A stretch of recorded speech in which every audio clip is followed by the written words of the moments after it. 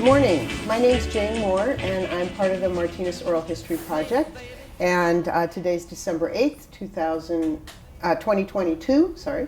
And I'm here with Tony Calderon. I am so excited to do this interview with Tony. It's got an amazing story about how his family came to Martinez. So, Tony, thank you for joining us this morning. Welcome. Thank you.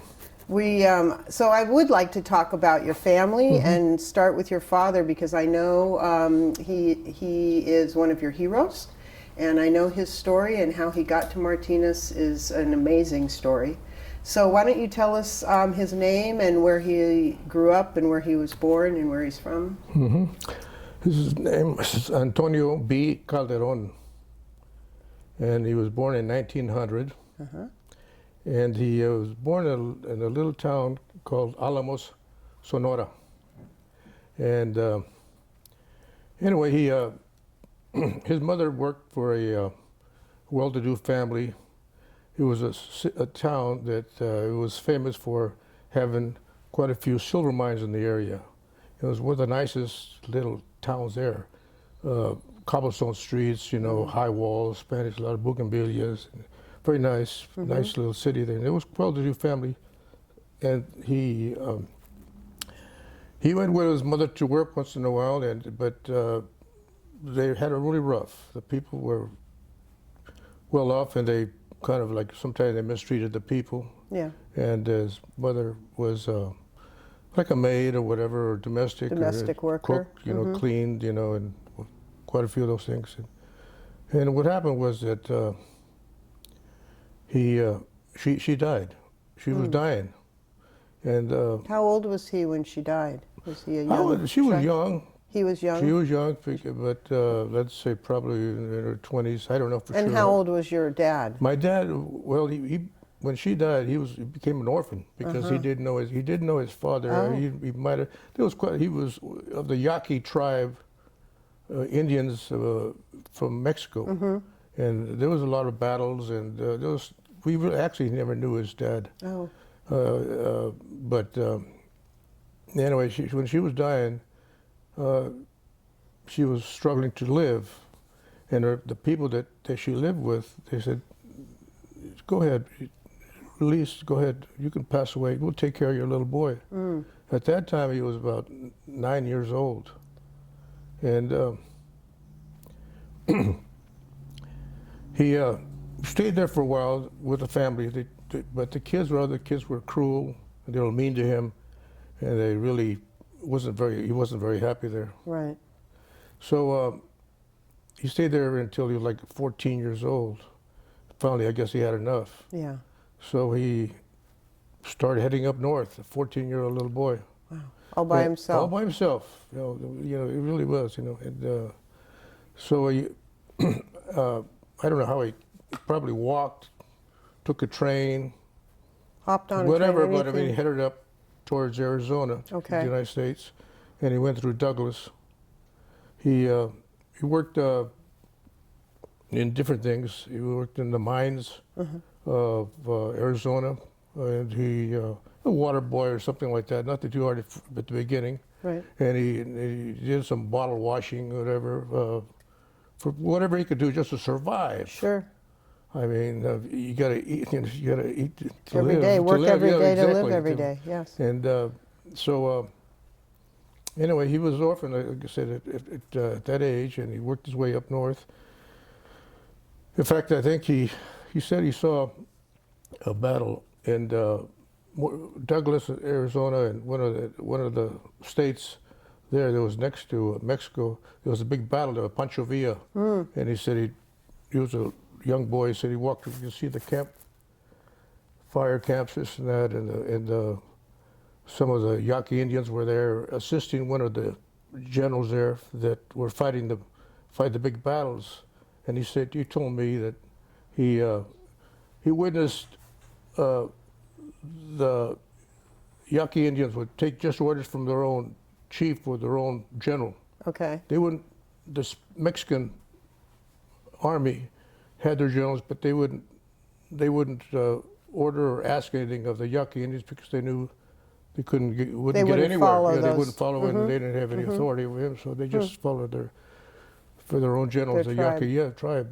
And So he saw all of that on his way to Arizona. yes, yes, he did. He was right there on the border there when those things were happening. I don't know how long. Right. But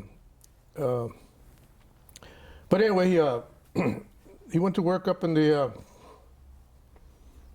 mountains, up in the hills of Arizona, around Flagstaff, Holbrook, up there close to a place called at that time called Cooley. And then when he was working there, he worked in a sawmill there. Oh. A sawmill there, and he said that he worked there, and they had a company. It was a company town. You know, you've heard of those. Yes, Sure. Yeah. And so he stayed there, and he lived there, and he said there was all segregated. He said the families, single men, and some of the Native Americans were sectioned off where everybody had their own, but they had hospital, a general store, you know, and recreation rooms, this and that. And he said, but he stayed there, worked at the sawmills there for a while. This was one of his jobs. Right. He remembers quite a bit. Later on, there's more to it, but it'll come up in the story down the road. But anyway, he worked there for a while, and then he went down into Phoenix, Arizona, and there was a lot of cotton fields where there's now homes, you know, and nice neighborhoods. Now there used to be cotton fields out there, and we used to work the cotton there, and it did various different things, you know. So he, little by little, he used to work his way up north, and then he got to San Francisco, and he went. They had unemployment offices even then, I think, you know. So they asked him, "Was there any work around there?" He said, "Well," he said, "there's a ship that goes up to Alaska. They hire people there if you want, you know, and try it." And so we went over there, and they hired him. They were hiring Chinese, Filipinos, Mexicans, you know, some Italians, and they, you know, head up towards Alaska. And he said he saw one guy. He said, I don't know. He doesn't know if he committed suicide or he was washed over by a big wave, but he ended up not seeing him. One minute he was there, then the next thing he's gone. Right. So he doesn't know what happened to the fellow. But anyway, they're on a ship heading up, and he through the worked ocean. up there in the canneries of Alaska, and he said it was tough, but he stayed there for I think 6 months or something like that, and he met this Mexican man who he didn't know his name, but he said, "Are you Mexican?" "Yes." He said, "Yes, I am." He said, "So am I." He said, I came to work here, and I got in a brawl with some guys down there at the bar or something like that, and they put me in jail, in the pokey, I guess you call it. And when he came out, the ship was gone, so he couldn't go back. So he ended up living there for a while, and he met one of the girls from Alaska. This was the man your father was talking to who Yes. got put in the pokey. Yeah. He said, so they got a chance to speak Spanish with him, and I enjoyed his company, and so he like I said, he married one of the local girls in there, Eskimo or whatever they call it, and he stayed there for a while. Then he came. The work was over. They came back to San Francisco, and him and another friend, they said, "We got to find some work because we're running out of money." So they went to the employment office and said, "Yes." He said, "Well, they need. What can you do?" He said, "Well, we're just laborers." He said, "Well," "they need laborers in Martinez." He said, "Where's Martinez at?" He said, "Well," you take the ferry up from here and go to Oakland, and from the Oakland, like you said, you take the train and you get off the town of Martinez, and you walk up to a street called Escobar. You up to the personnel office and see if they'll hire you." So your father came back from Alaska with the gentleman who'd missed his boat. No.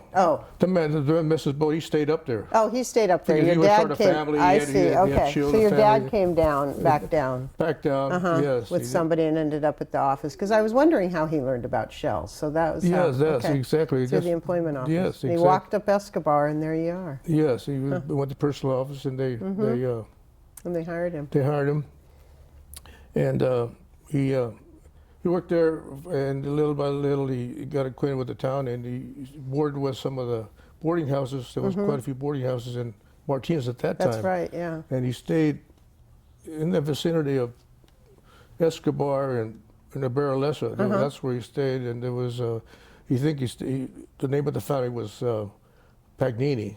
They had this house, and there was an Italian couple, family, and there was a few men in there, and he said that that's where they would make their lunch, and they'd go to work at Shell. And one thing about he said about he remembers that that family would give the people that were their tenants or whatever, a little wine in their thermos. Oh, to take with them. They told him, now, Tony, when you go to work, he said, you can give a little something, but just for you, don't give it to somebody else, just for you. If you can't finish it, just throw it away. He said, but it's between, just our boys, So he did. So he told us that little story. Then he said there was a lot of opera, the Italians, people like to sing. And he spoke a little, my father started little by little learning Italian because, you gotta know the language, can you pass the salt, please? Or sure. You need a little water now. A little more wine.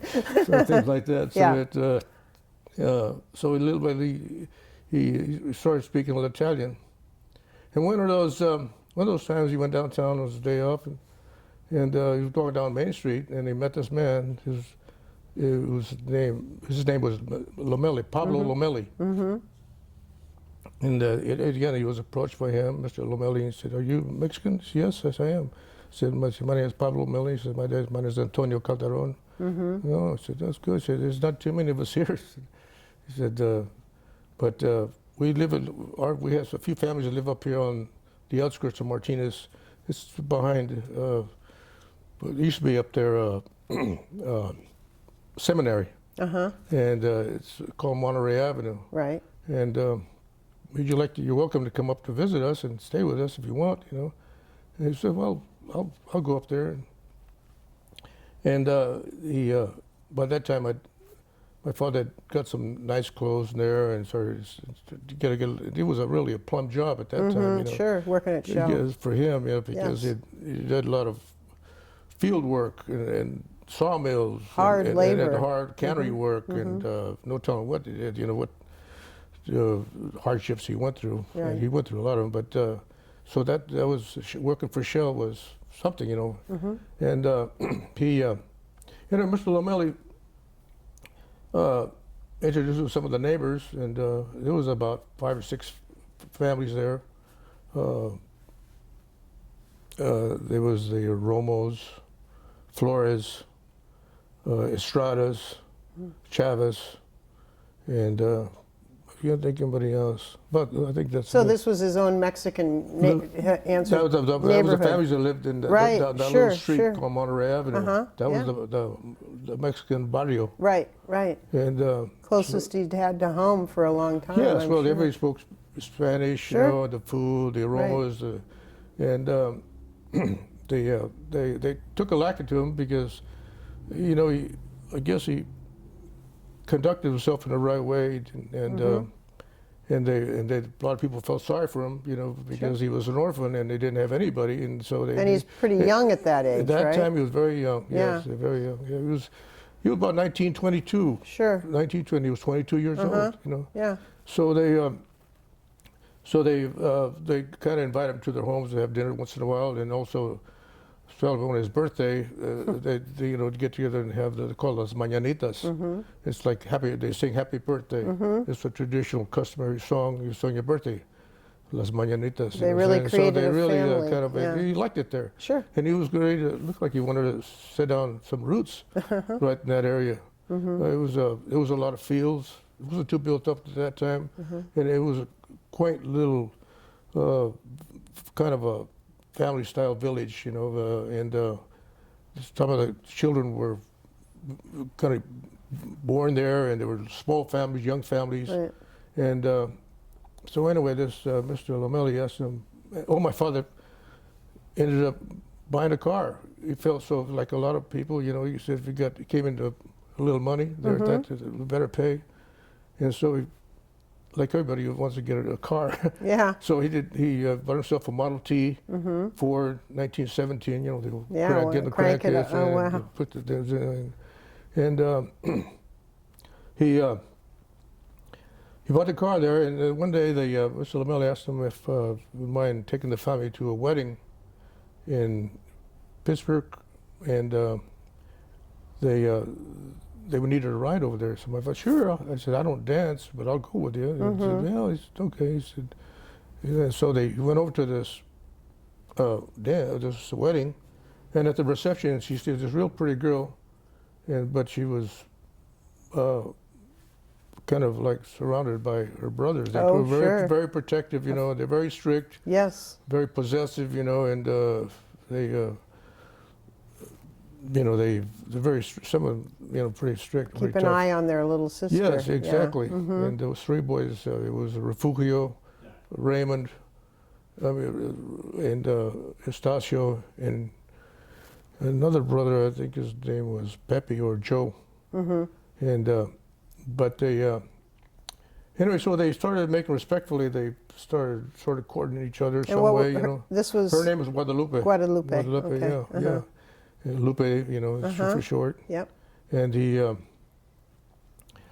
anyway, so he met this, saw this girl, and he liked her, and they talked to her, and they were courting pretty good. Things were going pretty good there. And all of a sudden, they thought maybe, you know, that was gonna be established there with a family.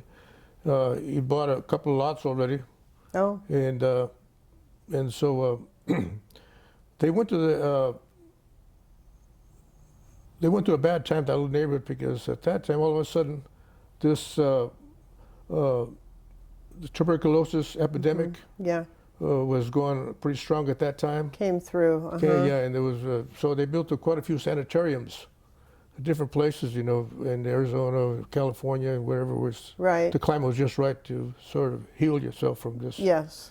They took a man, I think his name was Sal, and took Guadalupe even to a sanitarium up there in Weimar. Okay. He's on his way to Reno. I don't know if you've heard of it. No, I'd never heard of it. Yeah, it's just outside of Colfax, Okay. Auburn, All right. Colfax. And so she had tuberculosis pretty severely, and the family took her there to hopefully get her cured. Right. Right. Yeah, Yeah. yeah.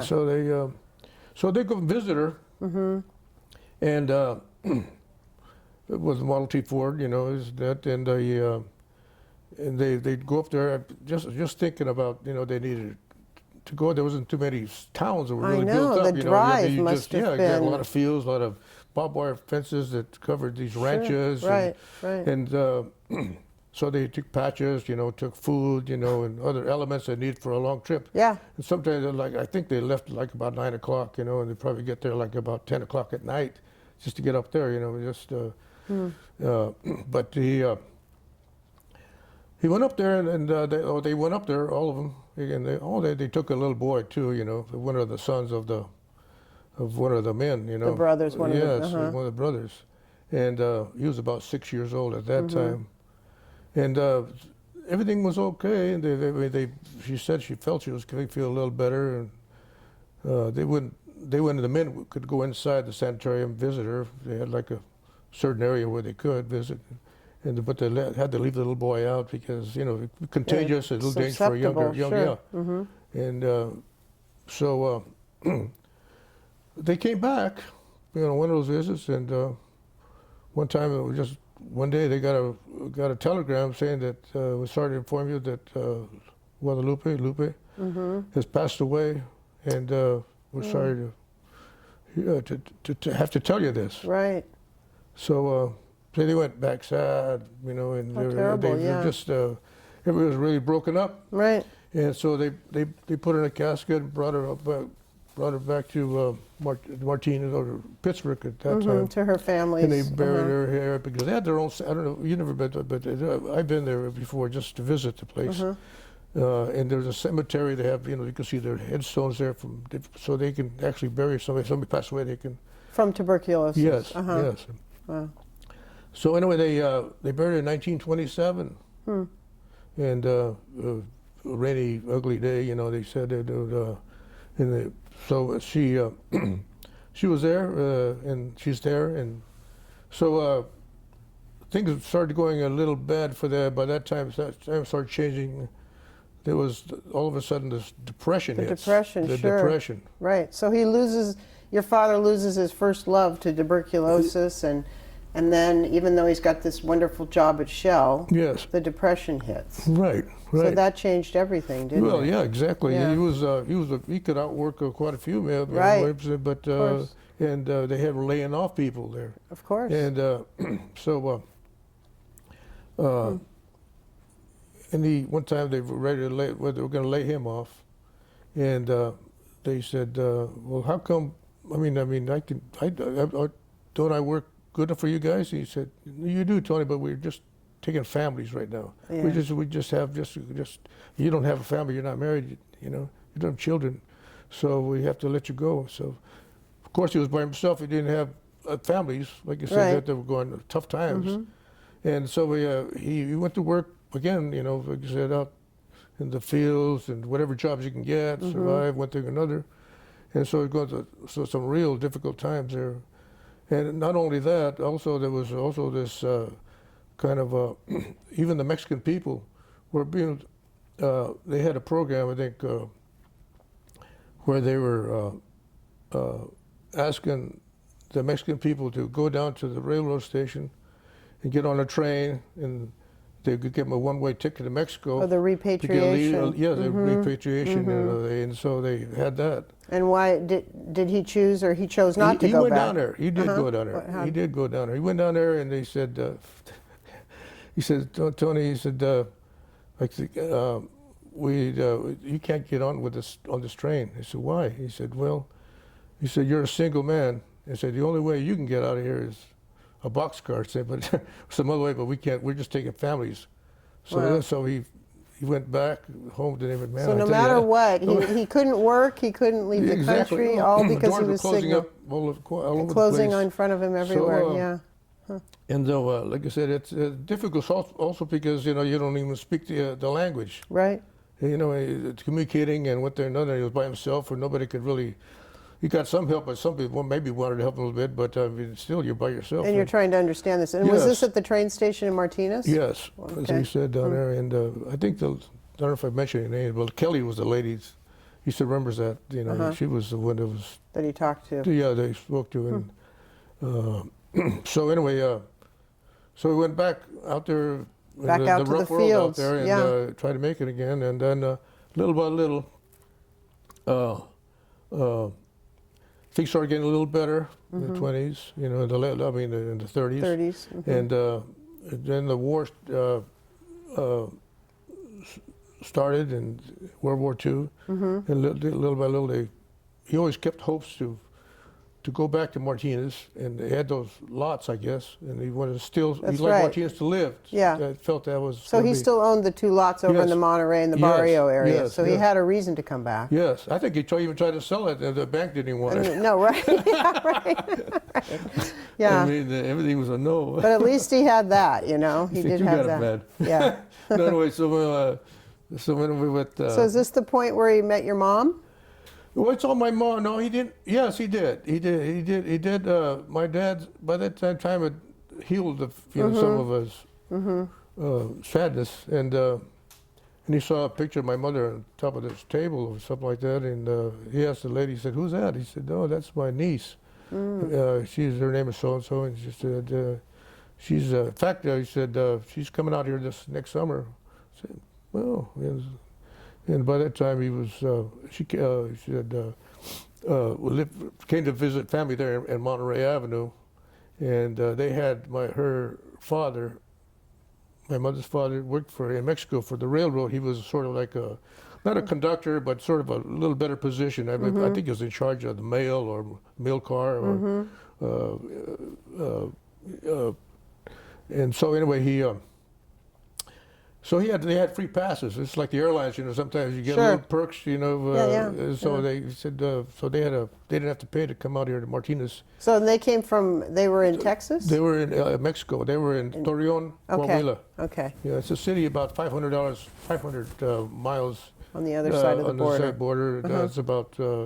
It's about the size. It's a good sized city. Uh-huh. It was So she could ride on the railway between there and Martinez for free. Yes. And come visit family that lived in the Yes. barrio. Right. Uh-huh. Right. What was your mom's name?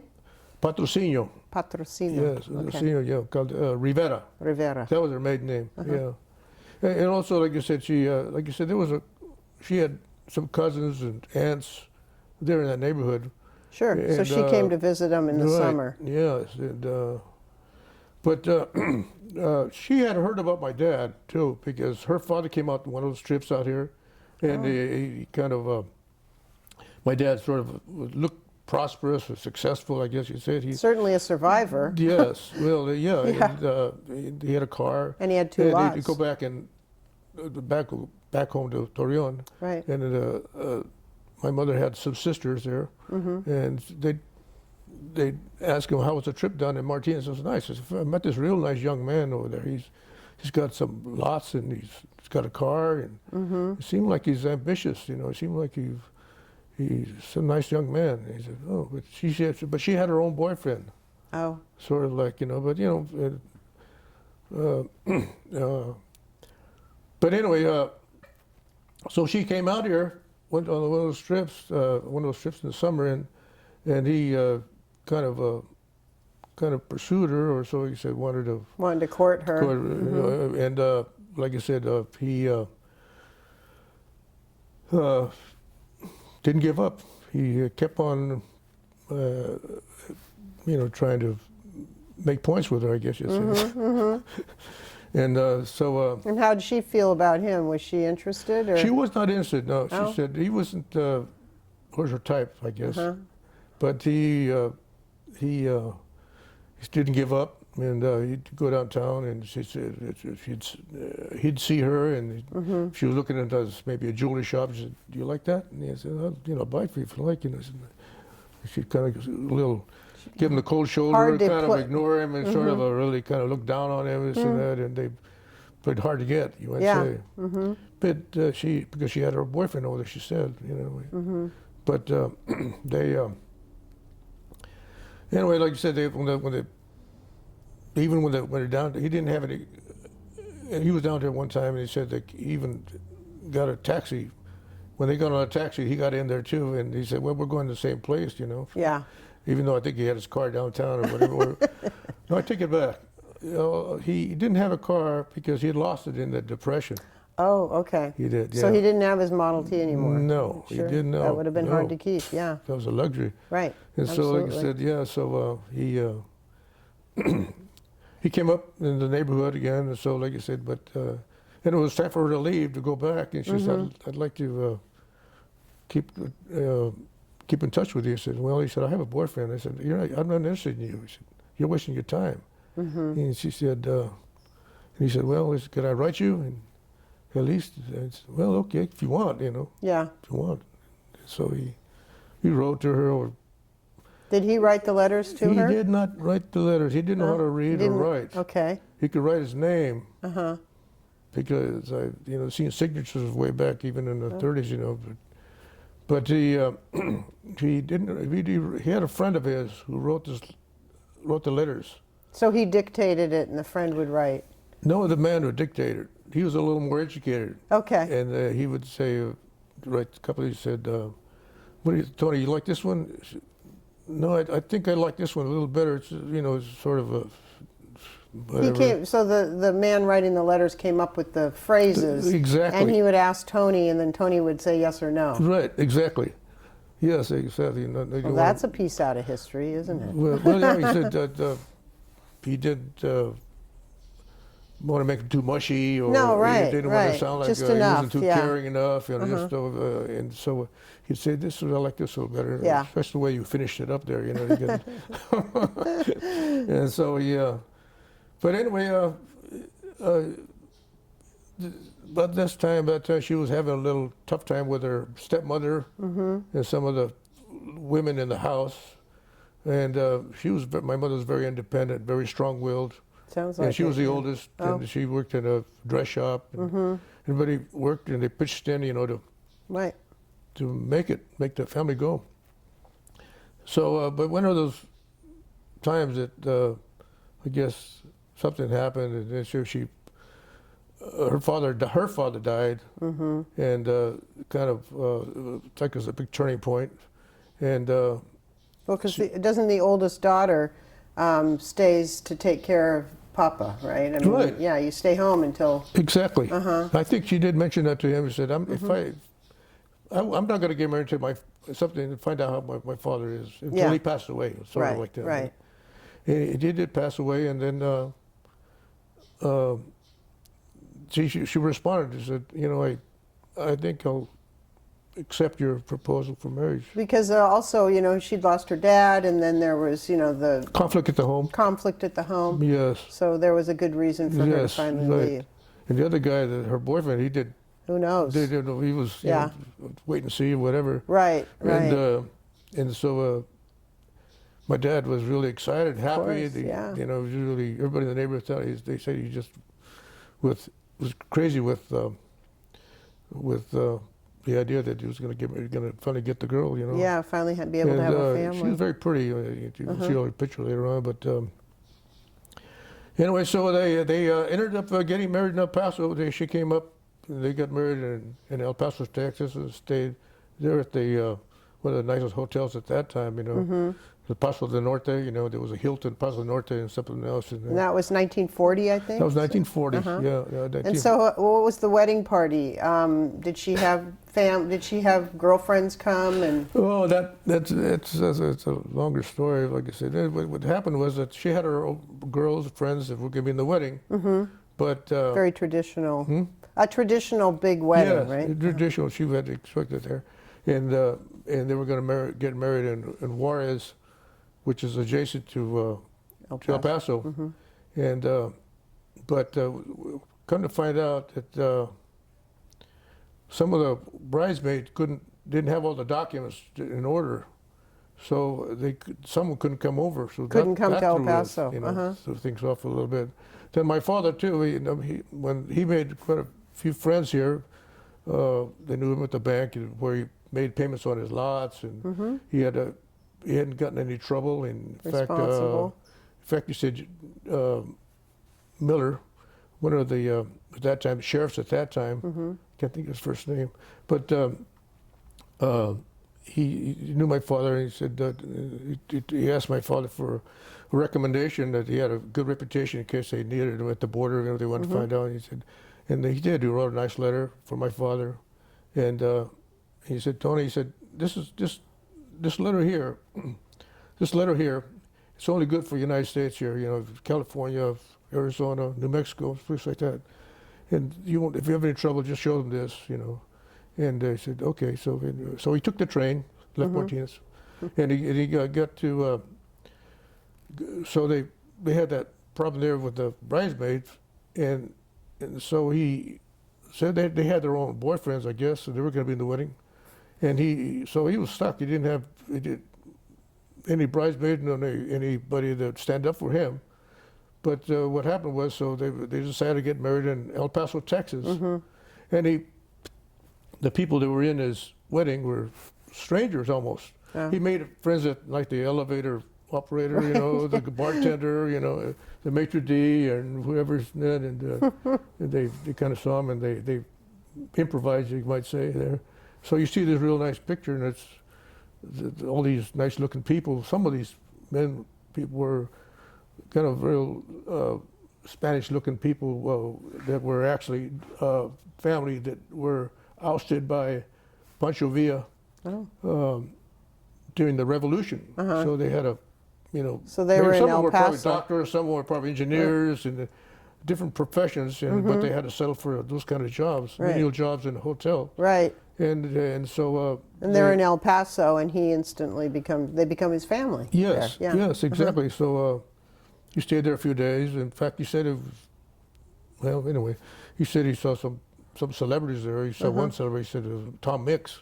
He said that time, and it was at that hotel. But like I mentioned that, and anyway, so we ended up getting married in 1940, and they started heading back, and he was almost broke. You know, all these expenses, what they anticipate some of these glitches that went wrong. You know, and so he came back. They were coming back to Martinez, and I said, I don't know if I have enough for a taxi to get home. You know, after we get down to the depot, she said, "Do you have any money?" And she said, "Well," I said, "I got a little bit here." And she said, "But I was saving it for in case we needed some curtains or something, or whatever." And he said, "Well, give it to me." He said, so anyway, they somehow or another, he had to write something or read something, or she found out there that he didn't know how to read or write. Oh.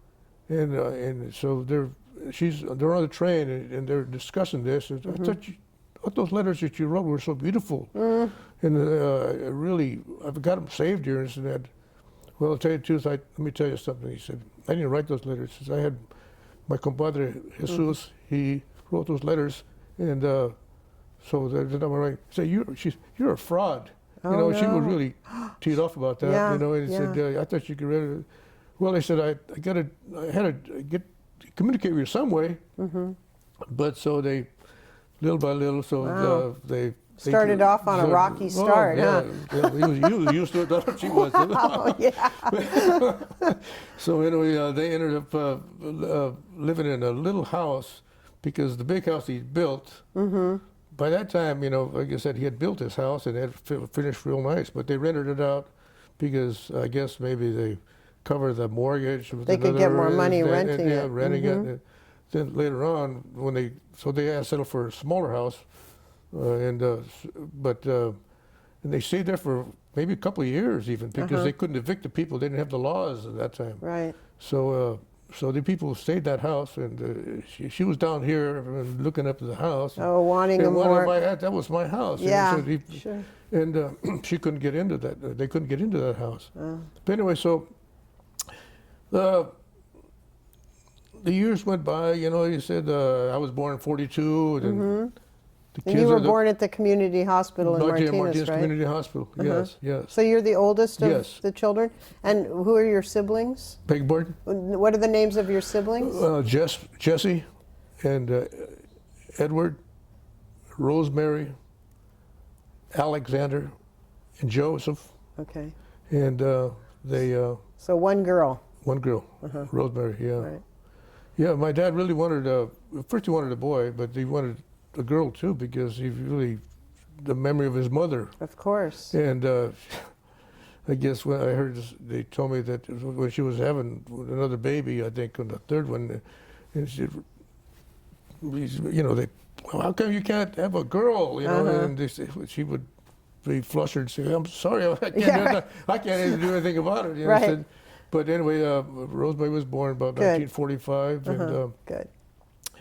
And so, like I said, we settled there, and everything was okay there. We were raised there, and my mother worked for the cannery later on, about 1945, and she was the first one to go. You might say some of the ladies didn't go to work down there right away in the Mexican neighborhoods, because it was almost like a shame that the men, they kind of looked down on the man that couldn't provide for his wife, or kids, you know. So, but she was, you know, before her time, you know, they wanted to. Well, she was already kind of you know, she worked in Mexico, so she was used to working. Yeah, We've talked to several people whose moms worked at that cannery during the seasonal time. So, oh boy! You know, it was quite a job. I'm sure it was a great job to have.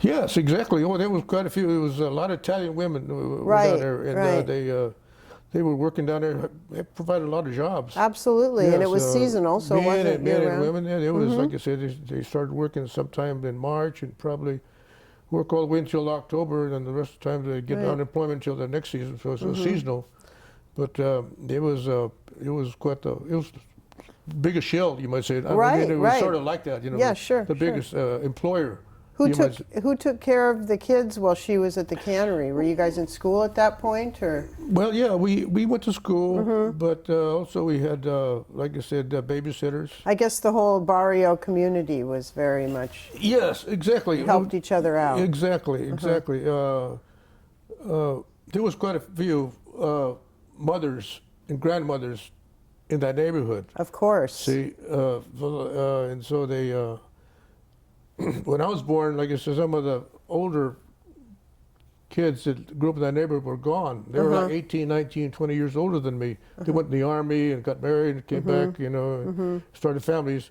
But during my young years, you know, these ladies would take care of me, or she'd get a college girl or girl going to high school, a young girl.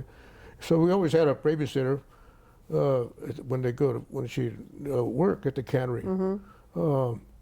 But most of the time, most of the memories I could have is my mother, you know, coming home, and my mother was there. It was nice, you know, the warmth of the kitchen, you know. Absolutely, and that kind of thing. Feel of the family. And at that point, your family was able to move back into the big house, right? Yes, well, That's exactly. where you grew up. Yes, exactly. Yeah, Yeah. And tell us where you went to school. So you went to Mountain View? Yes, I went to Mountain View School, started kindergarten there. I didn't speak any English. Oh, because, okay. like I said, quite a few of the people in that neighborhood were all Mexican ladies. Sure. And mothers, and so, like I said, I didn't have to speak English. You know, I'd go, come on over here, do this, and that. Everything was the Spanish speaking. I'd sing songs to them, you know, but I'd hear in the kitchen my mother have sung. And so they all kind of like, sort of some not adopted me, but they kind of like took a liking to me as a little boy, you know, and I was trying to make points with them with another. And so anyway, where was I now? So you started school without speaking English? I started at Mountain View School. I didn't speak any English at all. In fact, I'll don't forget we were playing the playground the first day of school, and the teacher said, "Okay, children, we're going to start over here a line. I want a single family, you know, line over here." And she went on and on. And all the kids that speak English, you know, all knew what to do. And they went over there, and I'd still be playing on the handlebars, whatever, and the outdoor activities they had out there. And she said, "Little boy," and I like somebody speaking Greek or Chinese or whatever. And she grabbed me by, I'll never forget, she grabbed me by the ears. You know, they pulled me over there to the gun line. So when I went home, I asked my dad what happened. He said, what did she say? And I told him what she said. He said, well, that means this. She said, you have to, in Spanish, he told me. And so, okay. But that was little by little, you start playing in the playground, you know, and hey, throw me the ball or, you know, whatever. I'll race you down to the playground or whatever.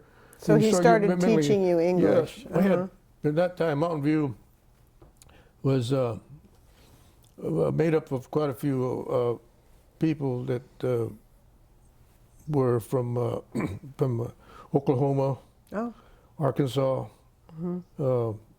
Texas, Missouri, and they lived up of Palm Avenue in that general area. That whole area where you were too. Yeah, well, we were actually on the edge. Okay. We were like between Martinez and that Mountain View area. Mountain View. Mountain View was unincorporated. It was its own area. Right. Yeah, it was its own area.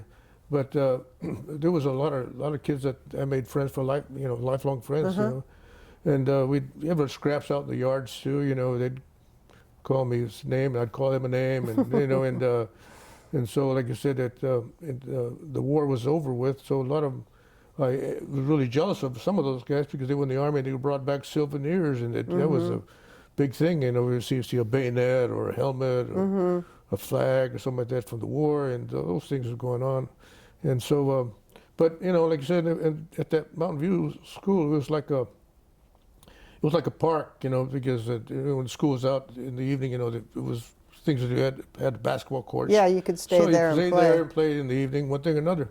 So, but it was a tough little neighborhood area because it was scrappy. Really, you just That's the thing about my dad. I guess some kids that got baseball mitts, he gave us boxing gloves. Yeah, because you have the kind of things. I mean, that per capita. Yeah. There was a lot of bullies in that area. Yeah, sure. Well, they were growing up tough and hard, you know. Yeah, exactly. Yeah, they were tough and hard too. Right, Like I said, right. they had tough times, and also the boxing was a big thing in those days. You know that. That's right. Joe Louis, and Rocky Marciano, and all these other those boxers and things like that. So, in fact, sometimes they'd had these boxing matches over there on the street on Monterey Avenue. Like I said, there was no kids at all. But one street over, neighborhood, there was a lot more kids over there my age, and went there. So we'd play over there, and they'd have their lively dogs would try to bite you, or the grandmother's screaming at the kids, don't hurt my little boy, Right, or this and that, and whatever. There was a lot of activity.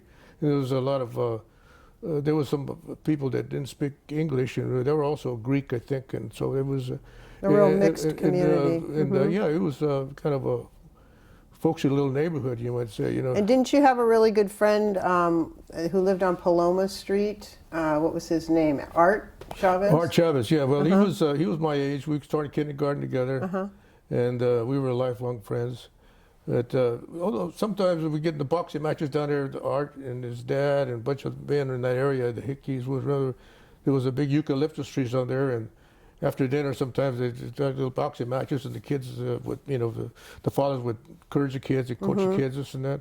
So later on, as they started drinking a little beer, sometimes the kids, we ended up watching the fathers later on. They'd say, well, if your kid gave my son a cheap shot there, and said, well, they started arguing back and forth. Well, they said, Dad, you want the gloves? Yeah, give me the gloves, kid. And the kids would be the spectators, and the dads were duking it out. Yeah, and so that went on that little neighborhood. But so anyway, what happened was that that neighborhood, like I said, it was the barrio was a good neighborhood. I'd sell certain little things, that they like,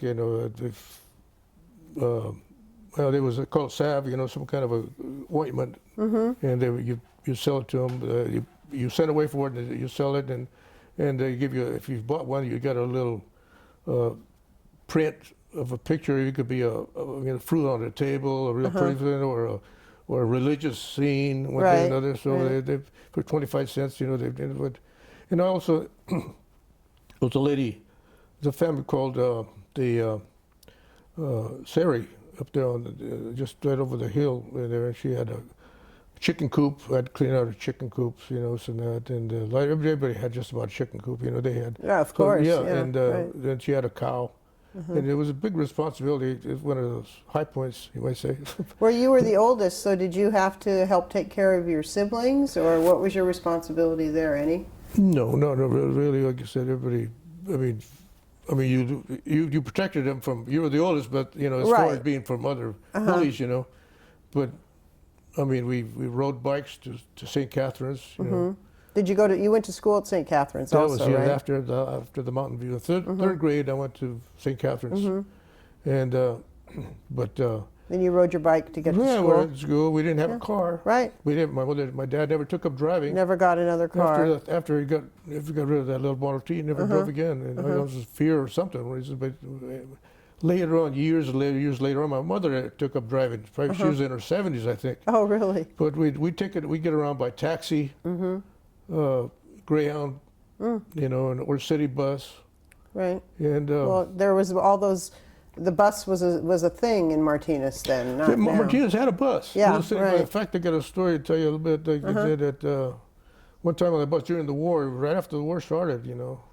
My mother was carrying me, and we were on the bus, and this lady stood up, and she looked at my mother, and she looked at the baby, and said, "That boy's a little Japanese boy."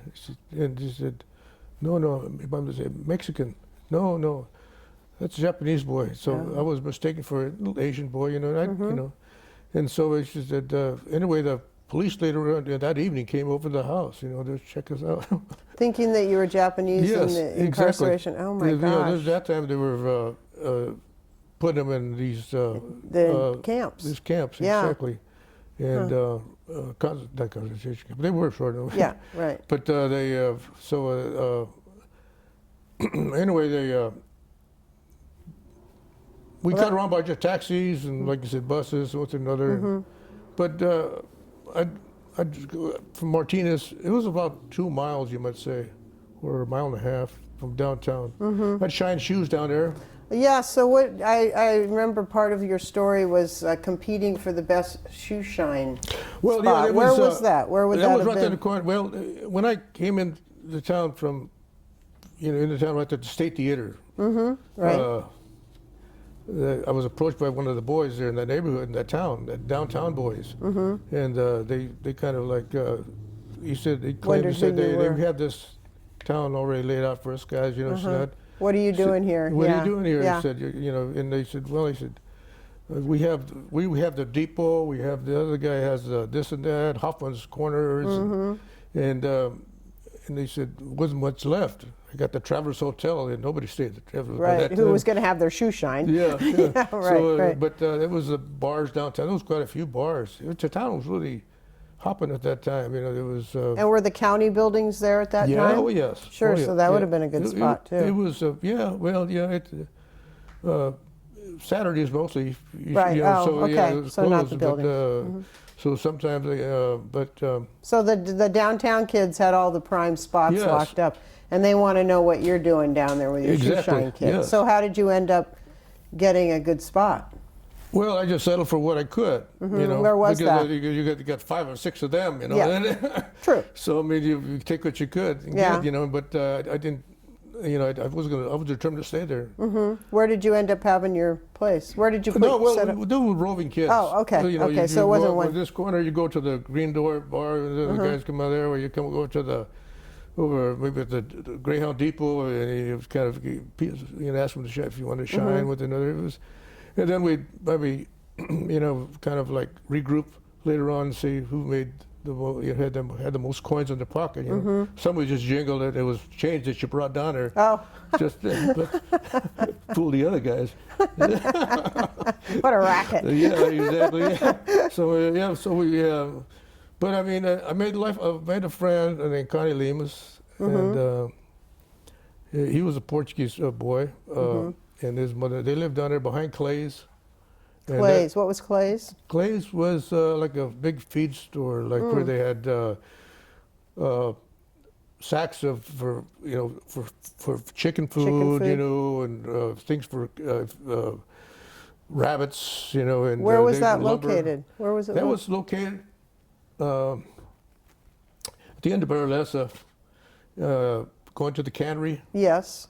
Just before you get to the tracks on the Oh. left hand side. There's a big apartment house there now. Okay. But that time it was, it Feed was store. the store there where you'd walk in and there was a feast, all kinds of food and. So they lived up behind that. Sort of also for certain kind of plants, if you wanted to buy certain plants or seeds and And it was called Clay's? Clay's. Clay's was a kind of a prominent name in Martinez. I've never heard of that. That's great. Oh yeah, he was mayor of Martinez when it was in those days, And it was but quite a few of the boys, the downtown boys, they lived right behind that. Connie Lemus and Jerry Pants and Art Soares and a couple other guys, Jerry Robbins, and so.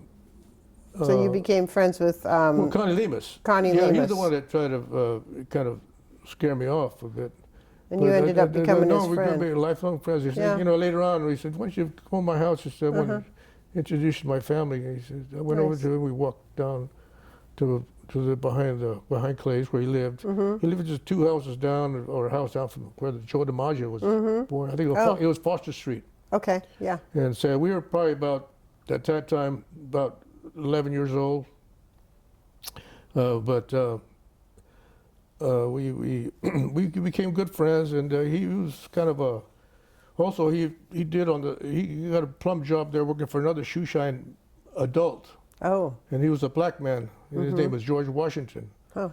and he was a kind of a special kind of guy. I mean, And was he had a the- permanent place. Yes, he had a place inside of a store or Oh. adjacent to a store. I never got too close. He wouldn't let me get too close to him. It was competition. His kids Yeah. He cut into his business, you know. Of course, and, yeah. he charged maybe 15 cents. He was probably wanted to charge 30 cents or 25 cents. You were charging 15, and 15, he, yeah, for a shoe yeah. shine, and he was charging Yeah. more like 30. Yeah, of course, whatever, yeah, exactly. Right. And he was so- making his living. But Connie, Constantino, he'd work for him. You know, worked and they fool around boxing and one thing and another, and so he was. I mean, if you got a shine from him, I mean, you paid for it. I mean, you got a little showmanship too. Yeah, sure, of course. You know, they popped the rag, you know, so that in the back behind, and you know, he made us look like really amateurs, you know. And so anyway, so Connie went over. We hit it off. He introduced her to his mother and father weren't there at that time, but he had a little dog, you know, his favorite little dog, and Fifi, I remember that. And then he introduced me to some of the guys downtown, and sort of we were sort of like the dead end kids, you might say, you know, like the little rascals at that time. Yes, At that time, yeah. so we'd go down to the show and we'd kind of all sit together there and. Were you all at St. Catherine's together? No. Oh, No, just Art Chavez and I and the Perez boys, one of the Perez boys' family was with it on St. Catherine's Center.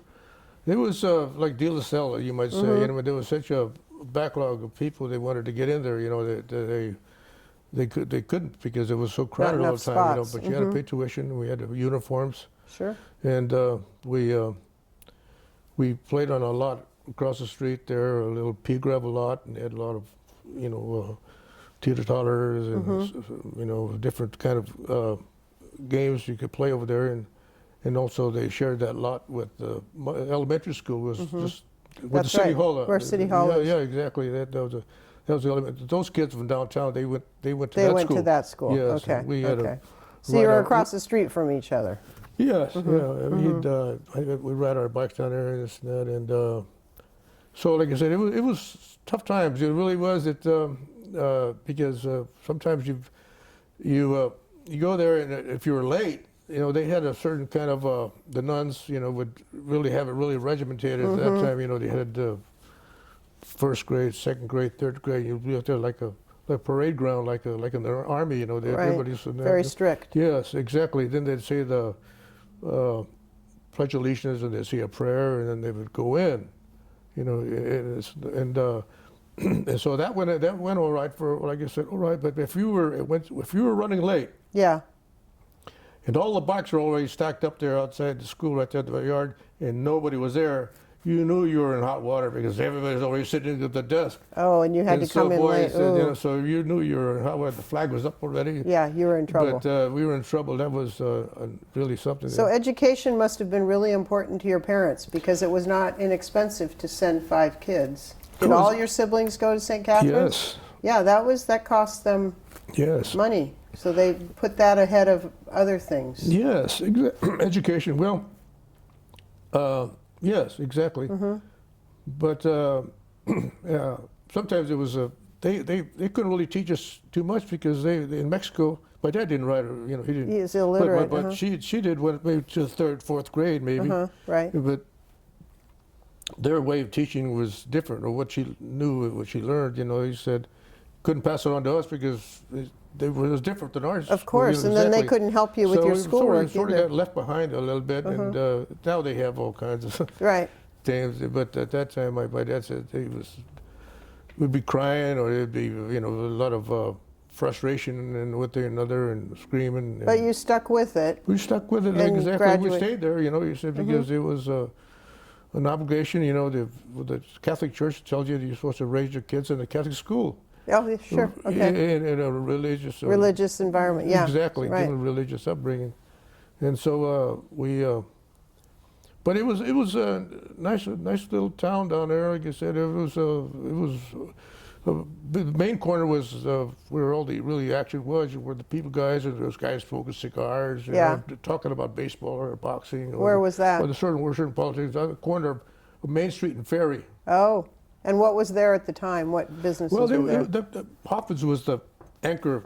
Okay. You might say business. The You one might at the say that. corner. Yeah, exactly. It was they sold magazines, say everything. You know, candy, probably, I can't think of it, but it was just, he was busy. You know, it was guys for cigars, different brands, cigars, cigarettes, you know, and different kinds of magazines, funny books, one thing another. What other stores were on that corner? There was a bank, right? Was there a bank? No, the bank was across the street. The Bank of Okay. California. That's where my dad traded. You know, he was. That's where he made his payments. We do everything by. He would come out of Shell at certain like 4:30, and he would Go straight to the bank. down there. We'd meet him down there on the corner by not too far from the Shell clubhouse, and we all walked down to the bank. to the bank. Downtown on payday. And Yes, yeah. exactly. He paid his water bill, his electricity bill, and other obligations he had. And he, but one time he said, I remember this. He said that he couldn't cash a check one time, or somehow or another, the bank was closed. He couldn't cash it. And he wanted to get some things, and he went to a certain bar over there, and they wouldn't cash it because. He'd been there, living there maybe 30 years before that guy, that bartender, but he said, you know, he never frequented the bars, so they didn't know him, you know, it was just for their own customers, he said. So that would happen once in a while, not too often, but it did happen one time. And, but we'd go grocery shopping at the Safeways, which is down there in Los Juntos. Oh. And then we, load up the baskets, and then my job is to go down a couple of blocks down and get our taxi driver. We had our own little favorite taxi driver. And you'd call him. And called Jake, a little old timer, and he'd pick you guys up and pick take us you up back the home. truck and put our groceries in, and we head up to Mountain View, up to Monterey Avenue. Yeah. And sometimes if you took a certain kind of hill, if it was a little too steep, you know, like Pine Street, Yeah. you had to put in a certain gear because. You know, if you tried to It's a lot of take it people. higher, it was just you know, Yeah. worry about rolling back down. They didn't make your kids down get out. Brown Street. Yeah, right. You didn't have to get out and Yeah, run up you- the hill behind the. Get a few gray hairs there, I tell you that. But everybody had their little. We liked him because it's kind of a funny thing. He would play with his false teeth, you know. And we'd watch him, and He'd shoot him in and out of his yeah, mouth. that was everybody. Sometimes had a little. The business guy had a certain kind of a calling or something that they would do that. We go the shoe shop we went to. This other guy had a trick. You go there and you know, you take the cord out behind your ear. Oh, That trick is classic. Yeah. so, That was George Washington, the shoe no, shiner? that was Oh. Weinstock's. Bill Weinstock. I think he had a store, a shoe shop. There was all kinds of shoe stores down there. It was Grande's. Well, that's you know, the there days was, people got their Williams shoe and shine, yeah. Carl's, you know, all the shoes were, you know, all the tennis shoes, and Hilson's was a big thing. And Right, the right. surplus store, you know. But it was jewelry stores, you know. A lot of little cafes, you know, and so bars that are on Ferry Street, and so anyway, where was I at? We went to school, yeah. Yeah. And tell me about the when you were in junior high, and there were a lot of the group you ran with. How did you meet Al and Charlene Perry? Because I know they were really instrumental in a lot of aspects of your life. Yes. Well, like you said, what happened was I got tied in with those guys there, for the downtown boys too, because they smoked, and they was where we'd go home, Art and I, from St. Catherine's, we have to walk up to Monterey, and we'd go by the junior high school. And there was a certain corner where all these guys would be hanging out. Of course, yeah. So, you know, they're kind of little packets. Yeah. And some guys, they were actually like almost 20 years old. I think they couldn't pass the Constitution at junior high school. So they some were there, and the girls were there, and so they would. There was the hangout corner. Hangout corner, you might say, and I told them, I said, what do you guys do for fun around here? Oh, we go to dances. Is that right? Oh yeah. Now music, at that time in the 50s was really starting to open up as far as music. You know, as far as singers and actors and things like that. You know, James Dean. You know, and the music was Fats Domino and Chuck Berry and the Platters, and the songs were just fantastic songs. You know, party songs. Yeah, Kick exactly. it up. And Yeah. so it was in our blood. You might say. We like music a lot. You know, Sure. so they said that, why don't you guys come to the dance? We're having a Halloween dance. He said, well, we can't dance. The sisters don't want us to dance. We can't. We don't have dance. We're not supposed to go to another school like that dance. Same with the churches. Said my mother and father. They said, you can't go to another church because a lot of those kids from Mountain View, kids were from Oklahoma, Missouri, Arkansas. They had, I know, Pentecostal. Some of those churches. It wasn't was out there on Catholic. Shell Avenue, and they'd always talk about Sunday school. We'd be playing out the playgrounds. Well, we're going to go to Sunday school. Well, you ought to come to the Sunday school. They said, no, we can't do that. He said. So one time, like the Little Rascals, he said, I told my brother, let's go to Sunday school, see what it's like. So we took a chance, took a risk. So we blended in with the pack of the kids. We walked in there, and the teacher, or the pastor, whatever you say, hello, little boy, how are you? I said, what's your name? They know who we are, And so we all just kind of marched downstairs, and the adults were upstairs, and the children were downstairs in the garage, you might say, and they gave us color crayons and papers around, and it was kind of fun. And one thing another made it fun, and he gave us even cookies and whatever, and Kool-Aid, and so like I said, this was great. Yeah, yeah. It's not boring at all. Right. So but then you really, when we came out of the church, or that little church, the kids would say, "Hey, your mother's looking for you." Uh-oh. Boy, where is she? I don't know. She's been whistling, and that we had a family whistle, and they said that your mother's out there looking, and you're really in trouble. Oh. And boy, I said, and then so I said, we ran home. And you're really in trouble when you're there before she is. Oh yeah, because she's still out looking for you. Wow. But anyway, that little neighborhood, it was a nice little neighborhood there. Like I said, we worked things out. One time, now people don't believe this, but when I found out from my brother, and it was true. An old memory came back to me when I was like 5 years old or 6 years. No, we spent about 6 years old or so. My brother and I and a kid named Tony, I don't want to, maybe I can't say his last name, but anyway, we were picked up by the cops. 5 or 6 years old. Yeah. We were just up the street there. What it was, I'm just not. They weren't. What happened was that Roy Nicola went by. He was kind of a famous policeman in Martinez, and he was on his motorcycle, and my brother and the syndicate and Tony, they threw some gravel at the cop. Uh-oh. And then he stopped. And these guys took off. And left you standing there. I said, why should I run? I didn't do, Yeah. Why should I do it? And I said, and he got off his bike, and he said, who threw the rocks? He said, I didn't do it. I don't think, You're not going to rat out your brother, but yeah, exactly. yeah. He said, well, can we get on the bike? Where do you live? I said, I live right down there. And he said, oh, well, come on. So He put you on his motorcycle? Put me on a motorcycle and went down there, and they handed me over. My dad was working in the garden at that time, and he put me over the fence there. He said, you better keep this boy in the yard. I think he's going to be a troublemaker. Oh. And he said, boy, I got it, Yeah. And I kept on telling him I didn't do it. I said, it wasn't me. It was my other brother and another kid. And he said, I don't believe that. And he said, but anyway, that was. We all got off to a bad start sometimes, but with certain policemen. Yeah, And, but there was a good policeman, wasn't there, who you guys suggested you guys start a car? The car club, yeah. So tell us about that, because that's a great story. Clay Grant? Yeah, Clint Grant.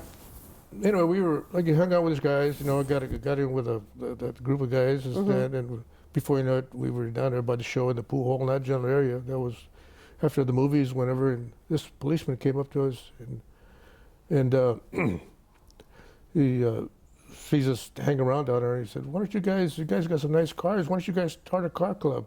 Oh no, we're not joiners. We don't go on to clubs. It's just it's easy. Why don't you just come down to the boys club down there? And at that time, the boys club was upstairs, and they had the police station downstairs, police station. And on the other side, they had the Department of Motor Vehicles. All in the same building where it Hammer is Avenue. now? Uh-huh. And Right. this little conference room they had was on another street, at the Isidelo Castro. They faced that way, and quite a few of us got together there, and he kind of like counseled us or whatever. How to do He it. said, "Well, yeah, how to do it. Why don't you start a club? And, why don't you be the president?" No, I'm not a president type. And this is when you were in high school, roughly? Yes, Yeah, 'cause we you had were cars. actually, we were in high school because we were driving cars by that time, Right. 15 and a half or so, and 16 years old. And what was the name of your car club? The car club was called the Satin Sheiks. Satin Satin Sheiks. Sheiks, yeah. And we try to get different names, but it seemed like we liked that one all, and Rolls excited off about your it, tongue and, nicely. Yeah, and we went down to the people the lady that put them together was at that time Jameson's Put your- clothing store. Oh, okay. So you and got then jackets. she did the embroidering Oh, and this beautiful. and that. So she made a killing. It must have been 14 or 15 jackets. Wow. So You still have your jacket, don't you? Yes, we do. Yeah. Wow. Yes, and What kind of well, thing- actually, I'll tell you what, the jacket that I have there, it used to belong to Art Sawyer's, and the jacket that I had, we had our name on it and everything. Beautiful. And so when he was passing away, he said, "Tony," he said, "I want you to have this." Oh, that's very nice. And it was really, it was nice of him to do that. So I would like to mention his name, that it was really Art Soares? Art Sawyer's, yes. Yeah, he passed away about 20 years ago. And but he. What kinds of things did you do at your car club? What was your... I've got a little card there but anyway, what we do is after we got organized, we started this. We'd have being parades. Oh, yeah, Martinez is famous for their Famous parades. Yeah, well, exactly. sure. We had Homecoming and everything else. Yes, all the yeah. parades, and yes, that time they didn't call them lowriders, but it No, was sort but of the same yeah. kind of they just cruise, and we'd have safety checks also at the Montecito School. Oh, you provided safety Yeah, checks for safety people? checks. Yeah, people come in there, stand, and we help people, like I said, to sometimes they were stuck on the side of the road there with a flat tire. We would change their tires, for them. Wow. And or we help little ladies walk across the street with the groceries. And we had dances. We organized our own dances, that at the CIO hall, and also at the Martinez Gun Club out there on Blum Road. Right. And we had different activities like that. What kind of car did you have? We had two cars that I liked a lot. It was the 47 Plymouth, and I had a 51 Chevrolet. Chevrolet. The Chevrolet was really nice because it had they call them pipes at that time. They could Exhaust get pipes. exhaust pipes. It certainly had almost a little tune to them when you come down a hill or something like that. Could hear them coming. Yes, exactly. They weren't loud or annoying, but they were a nice sound to them. And also they had it was just a nice car. The gold had painted gold. It was and the dash was really nice, and they had flippers, and they called them flippers. Was that time the hubcaps with the things that flip around like Oh, that. yeah, sure. And so we everybody had just about had their car.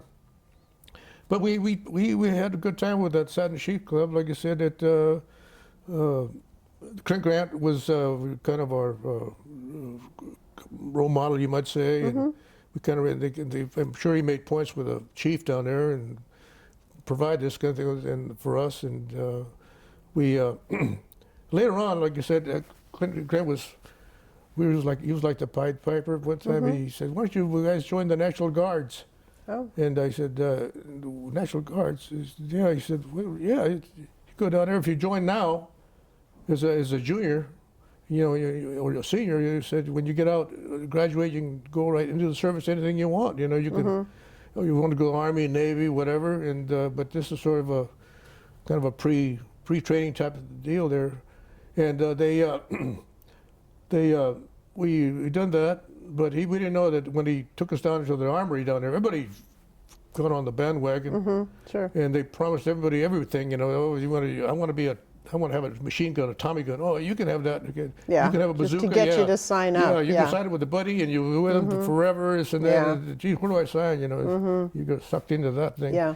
But I think he got a turkey out of it or something like that, and we. A lot of us got 6 months out of it, you know. But, until we went to other things. Right, and I know that there were a lot of your peers from the barrio area that went on to World War II and did not come home. So I think you wanted to talk a little bit about them. Whatever. Not at my age group. Oh, but for your dad, I mean. No, my dad's. No. I'm sorry. There was young families in there, and when these boys were, like you said, graduating from high school, they were quite a bit older than me. I wasn't even born yet. Okay, so that's when your family 40, just 41, moved. Right. You know? Okay. Yeah. And they joined the service, and there was everybody. Just about every family had somebody that went in the army. You know, the Flores, the Estradas. Some were wounded. There were some heroes even in that. Ray Estrada died. Art Estrada got wounded, and Al Lamelli was in World War II in one of the big battles over there, Peleliu or Guadalcanal or something like that. The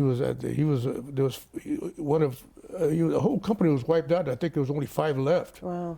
And so, and there was a lot of worry, a lot of rosaries. Of course. Praying there and consoling each other.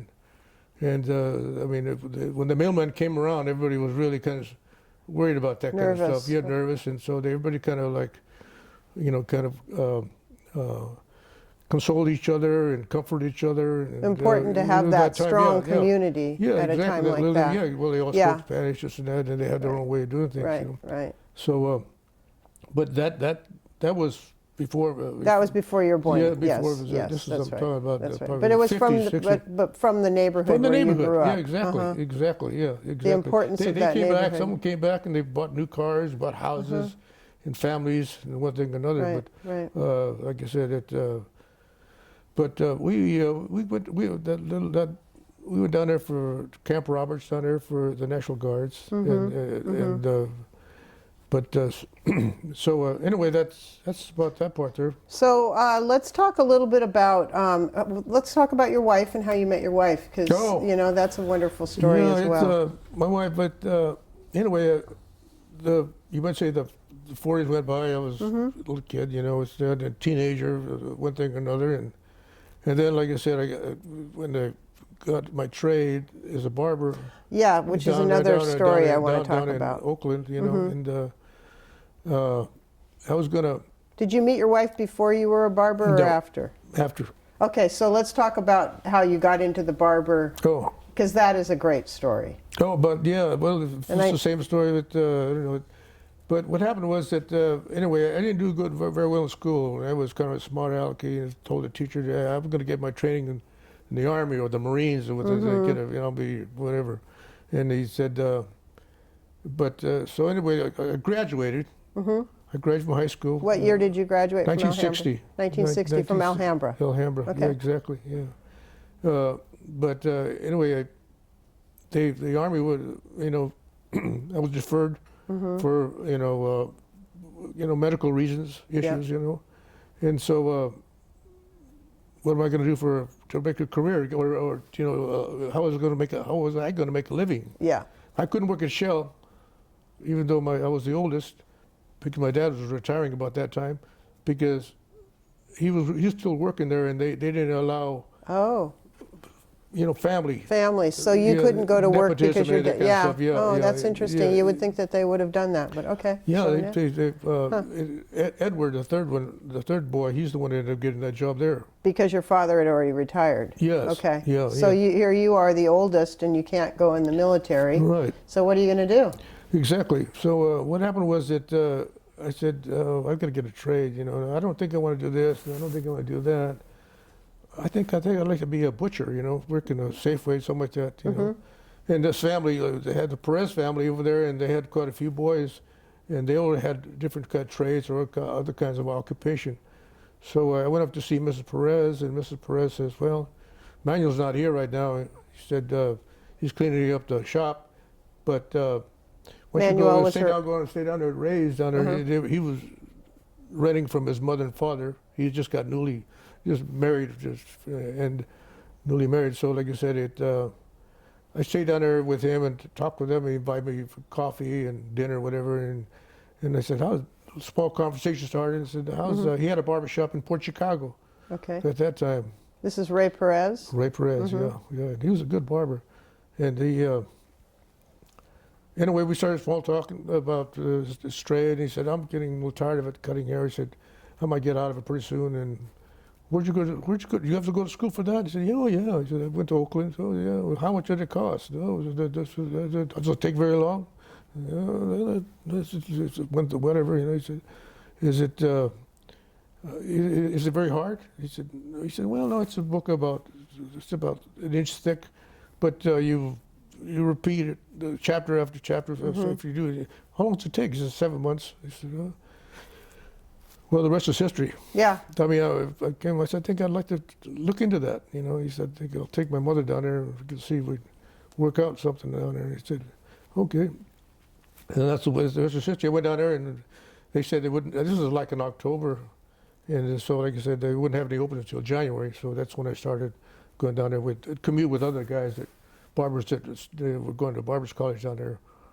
We had carpooled down there. Did you like doing it, or were you just doing it because you needed a trade? Did you find out that you really liked it? I liked you enjoyed it? It seemed like it just felt to it because you meet people. Yeah, sure. And it wasn't you were inside, when it was hot, and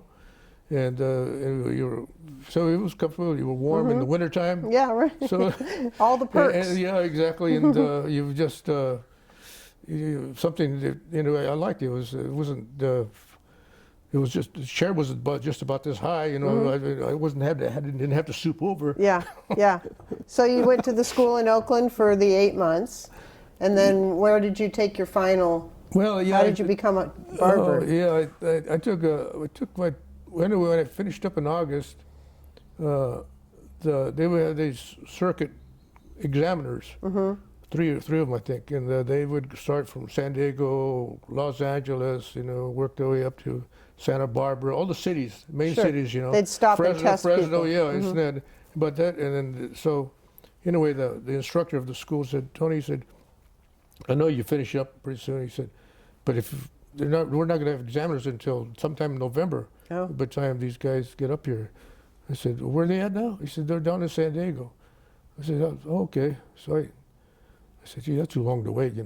Months, years, they seem like a long time. Yeah, sure, of course. Age, Yeah, you're ready to go. Yeah, I'm Let's ready to go. Yeah. Exactly. So anyway, I told my mother, I said, I think I could pass that test. Even though it was a risk like anything else, taking a chance, because some of the guys spent some of the guys got their schooling through the GI Bill. Yeah, you didn't have that opportunity. I didn't have that. Right. So and then some of the guys were really good barbers too. They were guys who worked the cash register. They were sort of little perks that they got, if they were really extra good, So they had about 30 chairs in there, 40 chairs. Wow. So anyway, those guys, some of the good guys would go down and they'd come back and sorry, they failed. Oh. And the word got around the school that, did you know that Manny failed?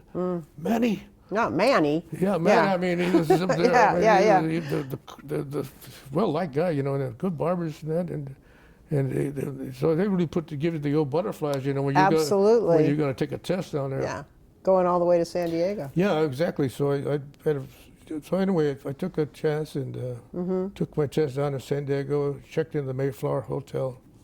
Did you go down by yourself? Yes. Yeah, I was about 19 years old, 18 years old. But it was no problem. Wore a nice little suit, and I studied the book, the theory of it, and like I said, when I kept an eye on maybe a model that I could use the next day, for the test. Right, you have to have somebody who can cut their hair. Yeah, some of those guys, they had these models already like 4 or 5 months already. They practiced and practiced. They got every little hair, Right. just right, and then they knew that molded on top of the guy's head. The way it went that way instead of that way. They nothing to throw everything off, like I said. So so I saw this guy down there, and I said, hey, ran up, caught up with him, and he was down on his luck. And I said, listen, buddy, I said, I'll give you a haircut, a shave, and give you a facial and scalp, massage, this and that, all for nothing. I'll give you 5 now, and I'll give you 5 if you show up in the morning at 6 o'clock here. So you just met him outside on the street somewhere? Yeah, straight on the street like that. Yeah, yeah, exactly. Wow. So he said, "You're going to be. I'll give you 5 now. Take my chance, but I mean, you get the other 5. Yeah. If you show up here tomorrow." He said, "Okay." I said, I mean, we'll see what happens. So I went to bed and got up and studied the book. And went down there, and there he was. Oh wow! He said, "Hey, how you doing? Oh, here's the $5. Come on, let's go inside." We went in there, and it was just massive, pandemonium. People were in the classroom, and these guys were up and down the school there, Yeah, screaming, yelling, lots going on. Yeah, a lot of chaos. And Yeah. they finally put me in the barber chair out in the room where they cut the hair, and they of all things, I get this one examiner. He was supposed he had a reputation already that notorious for failing a lot of barbers. Oh. It's like a certain kind of. You got the hardest. Really, yeah. really, the guy that was supposed to be the really hard-nosed type of fellow. Mm-hmm. And so he came down there and worked his way towards me and this other guy, and the Chinese kid was nervous. He was making me nervous, just the way he was looking at the guy, and so he came up to me and said, "Oh, great." So he said, looks at the thing, and I said, "Excuse me." I said, "Are you Mr. Mercurio? DiMercurio?" I said, "Yes." "Why?" I said, "I want to give you my condolences about your mother." "What?" I said, "What?" He said, "Yeah, she passed away, didn't she?" "Yes." He said, "I saw it in the obituaries." "What?" He said, "What are you talking about?" I said, "I read the paper, we get the Contra Costa Times, and I saw her name was down there, and I knew it was you because it said your name down there." He said, "Oh, I'm sorry about your mother." "Where are you from?" I said, "I'm from Martinez." "Oh, Martinez." And this was, right next to the Pittsburgh portion, where the service was for the mother. "Yeah," he said, "well, she's in a better place now, and one thing and another, and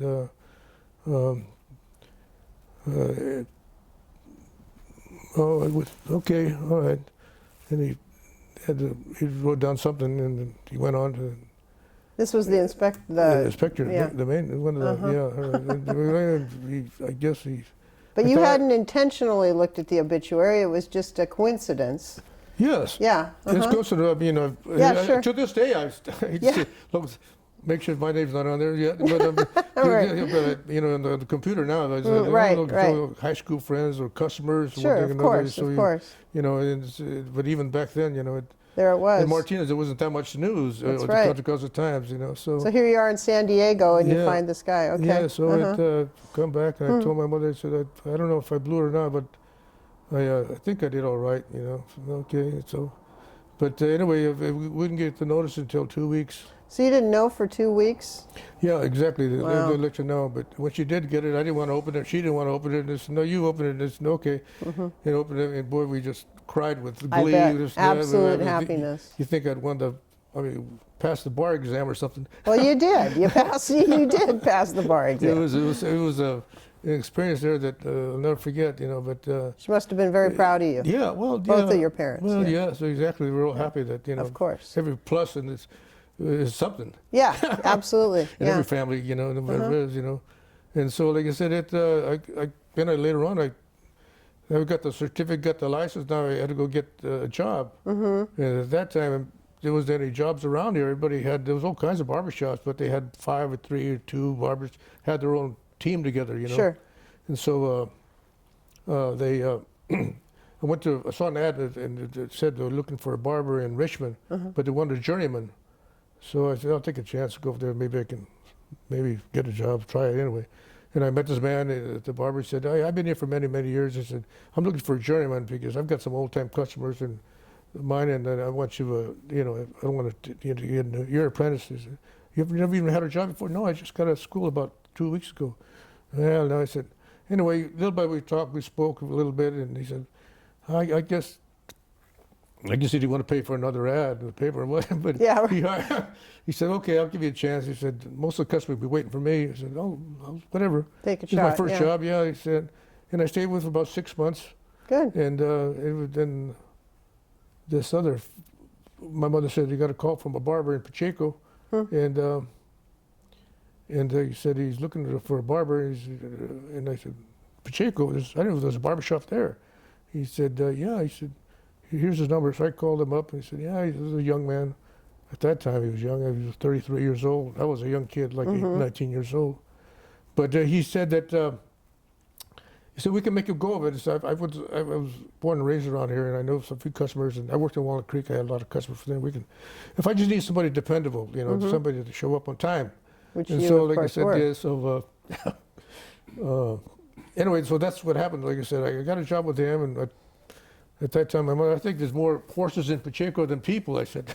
Because everybody had horses, and it was kind of a cowboy town. Yeah. I guess they had a lot of guys with Levi's and ranchers, and there was a few weekend riders, but at that time, it was like I said, the bowling alley was like a community center. It had a swimming pool, bar, cafe, bowling, and the barber shop there, and everything, and then a drugstore across the street, and like I said, a little beauty shop, a little grocery store. It was hardly nothing at all. Maybe 2 bars, and one of the main bars was saloon. It was the Pacheco Inn at that time, and just a typical. It was something right out of the 1850s.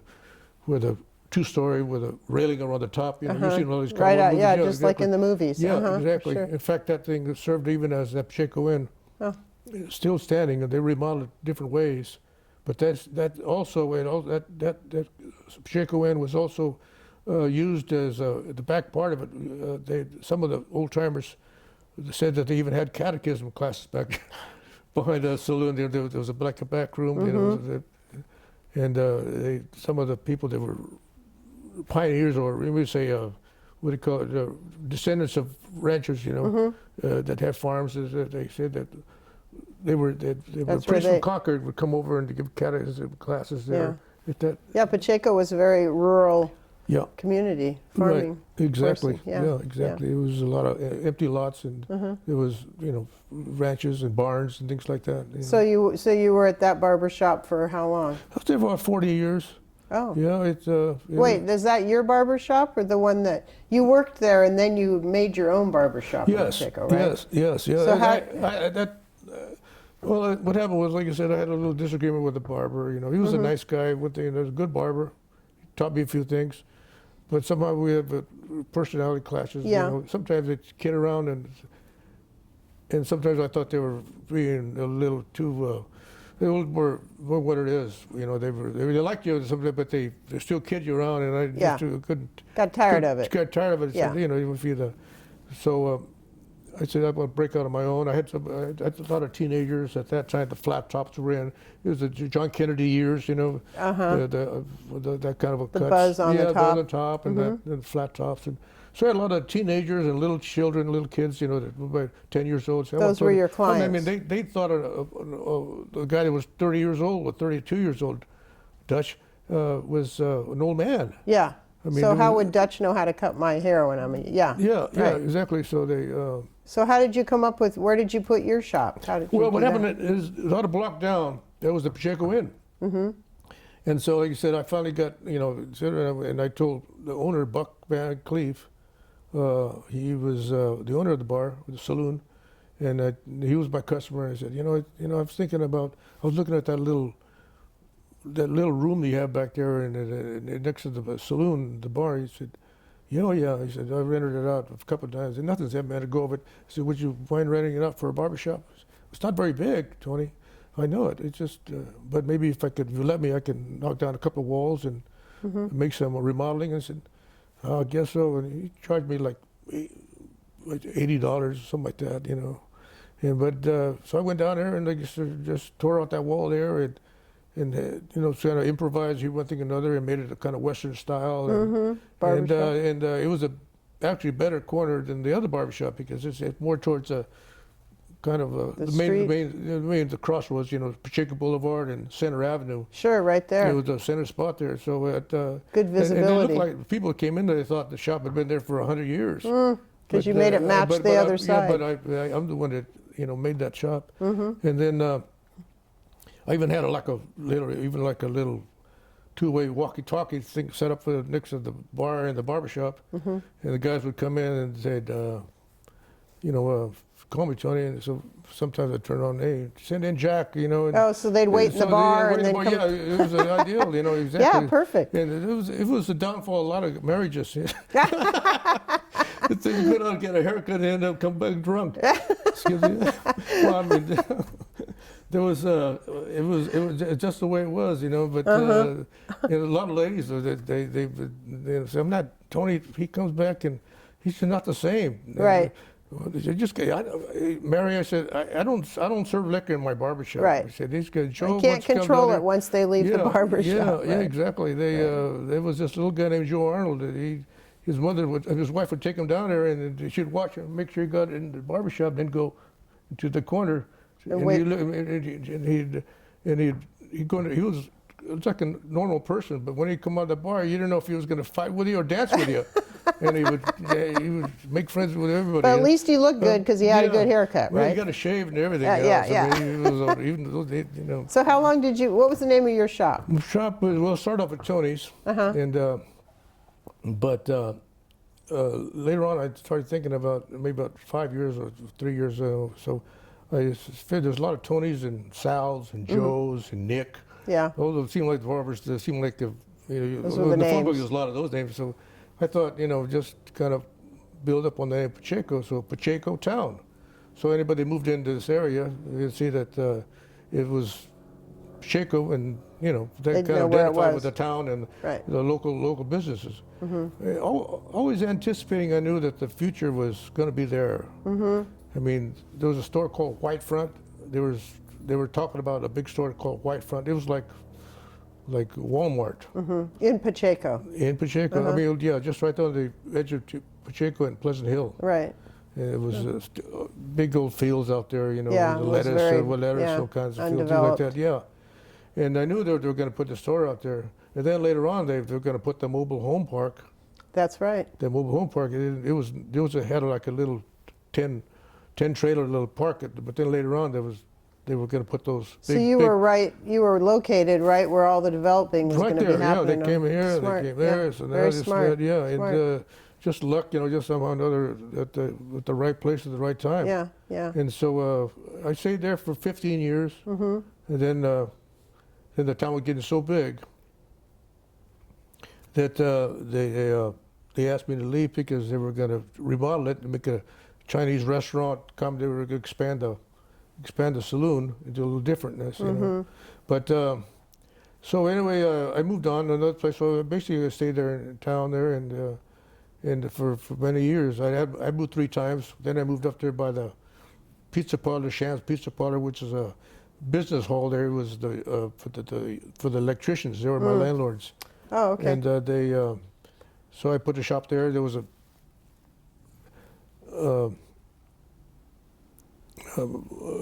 laundromat there, and that laundromat was folding up. It was lost business. It was going broke, or it was doing any good. So the landlord was one of my customers, Jack McCann. And he said, "Tony, you know, I heard you got to move." I said, "Yeah." I said, "Why don't you take over that mobile home, laundromat?"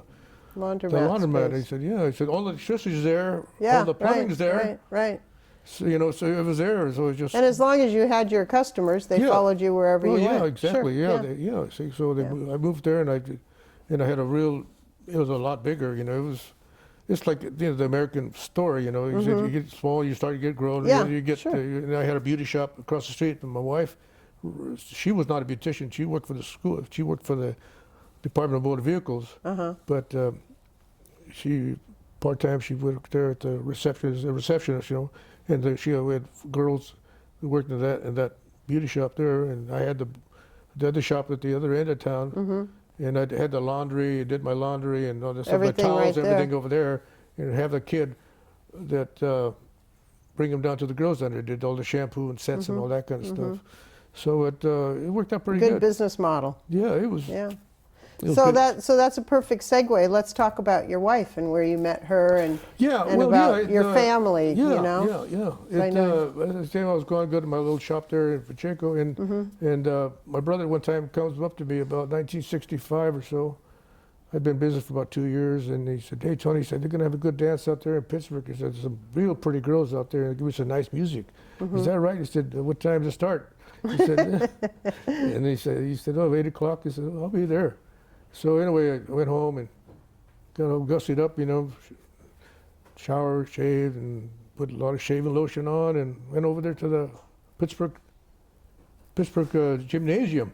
Oh, at the high school? Yeah. Huh? At the high school? No, it was part of the Pittsburgh recreation thing. I think. Yeah, it wasn't at the high school. No, it was, and they had the big coronation for these girls would become a queen there, and so like I said, anyway, I walked in and I see my brother in the distance, and he was standing around with 2 or 3 other guys, and so I said, I walked over to him, and it was Richard Alvarado, Tom Borman, you might know him, and somebody, Joe something, and what happened was that you were standing around this real pretty girl. She was in the middle, and kind of had a couple of drinks before that, so I was a little more charming, whatever. And so I kind of sweet talked her a bit. "Oh, how are you?" "What's your name?" She said, "Oh, my name is Terry." "And my name is Tony." I said, "Oh, isn't that?" And said, "Do you want to dance?" I said, "Oh, we danced around." And before you know it, the other guys, I don't know where they were. But Who cared, we right? danced, and we were dancing around, having a good time. Another guy was really competing for her attention. He had this kid that was kind of well-known family in Pittsburgh that is, because the parents had a grocery store, and he was competing for her attention, and so the lights go on, and like I said, I put the jacket on, and he pushed the chairs back and one thing and another, and we said goodbye, and I said, "You have your number." It's okay. I said, "My dad's very strict. He doesn't, I don't think you better call." He said, well, he said, "Just give me the number anyway." So she did. And I said, "You sure you're not a cheerleader?" I said, "Oh, that really..." Anyway, they're going back to Pittsburgh, Antioch. And I'd go to another party. She was from Antioch. Yeah. Okay. And going back, and she's in the back. And that was the first time I think they took her to a dance. Who brought her? Her brothers? Her mother. Her mother and her father. Oh, yes. okay. So the 3 of them driving back. So her mom and dad were there at the dance? Yes. Chaperoning her? Yeah, exactly. Oh, Chaperones. okay. Yeah, exactly. Yeah. So they... She had to go to high school dance, maybe. But, Yeah. And so he said, "Who's that boy name? That boy you're dancing with?" He said, "No, his name is Tony." "Oh," he said, "why don't you dance with the other guys? Bring you these things. Well, he seems like a nice guy and he's a good dancer." And I said, "What's his last name?" He said, "Oh, his name is Calderon." Calderon. Jeez. That name sounds really familiar. And he was driving along there, and she said, "Yeah, his name is Tony Calderon." You know what? I just came to me just now. He said, "Remember that Aunt Lupe that died up there at Weimar of tuberculosis? That was, I wonder, she was going to marry a man named Tony Calderon. I bet you that's him." "Where's he from?" He said, "Martinez." He said, "Well, ask him if he knows so-and-so and so-and-so." And he said, "Okay." So, she talked to me. I talked to her on the phone. She said, my dad thinks he knows your family. Is that right?" He said, your grandfather, his name is Tony?" He said, "No, that's not my grandfather. It's my father. He didn't get married until later on, in his 40s. Oh, I bet you that's him." Wow. And what happened was that, remember I was telling about that little boy? Yes, the little 6-year-old boy that had to stay outside. Yeah, He was that little 6-year-old boy that was her father. That was her father. Oh my gosh. Yeah, that was her father. Isn't that just a fateful thing? Isn't yeah. that, well, I mean, that opened the doors for me a little bit because No kidding. I mean, he worked at the mill, and there was all kinds of young guys always trying to get pals with them just to get to the daughter. You know, Yeah. And so he told them, he said, "I want to catch you guys even around my house." You know, he was a tough guy. There was you know, he boxed a lot, and fist fight a lot, and these kids, they kind of looked up. They were my age, you know. They looked up to him, you know, and he. So anyway, they had their barrios over there too, in Antioch, Pittsburgh, this and that. Of course. And so he said, he didn't let me sort of like going over there, and I had to take her out, but I had to take her brother with me, Joe, her younger brother. But he knew the caliber of family that you came from. Yeah. Because he was that 6-year-old boy. Yes. And your father was driving, you know, the brothers in his car, so he knew the character that you came from. Yeah. Well, when he first met Lupe, you know, and the guys, same thing. They knew something was starting to take off. Right. These other guys, brothers, would ask the families over here in Martinez, what's this guy like? He said, well, he's a hard worker. Hard worker. He doesn't have any vices that I can tell. Yeah. He doesn't drink too much, you know, he doesn't gamble. I don't think he knows how to gamble, you know, but, and he seems like everybody likes him in the neighborhood. And he seems like a nice fella, and he's Indian, like, he's a Yaqui Indian, you know, Mexican Indian.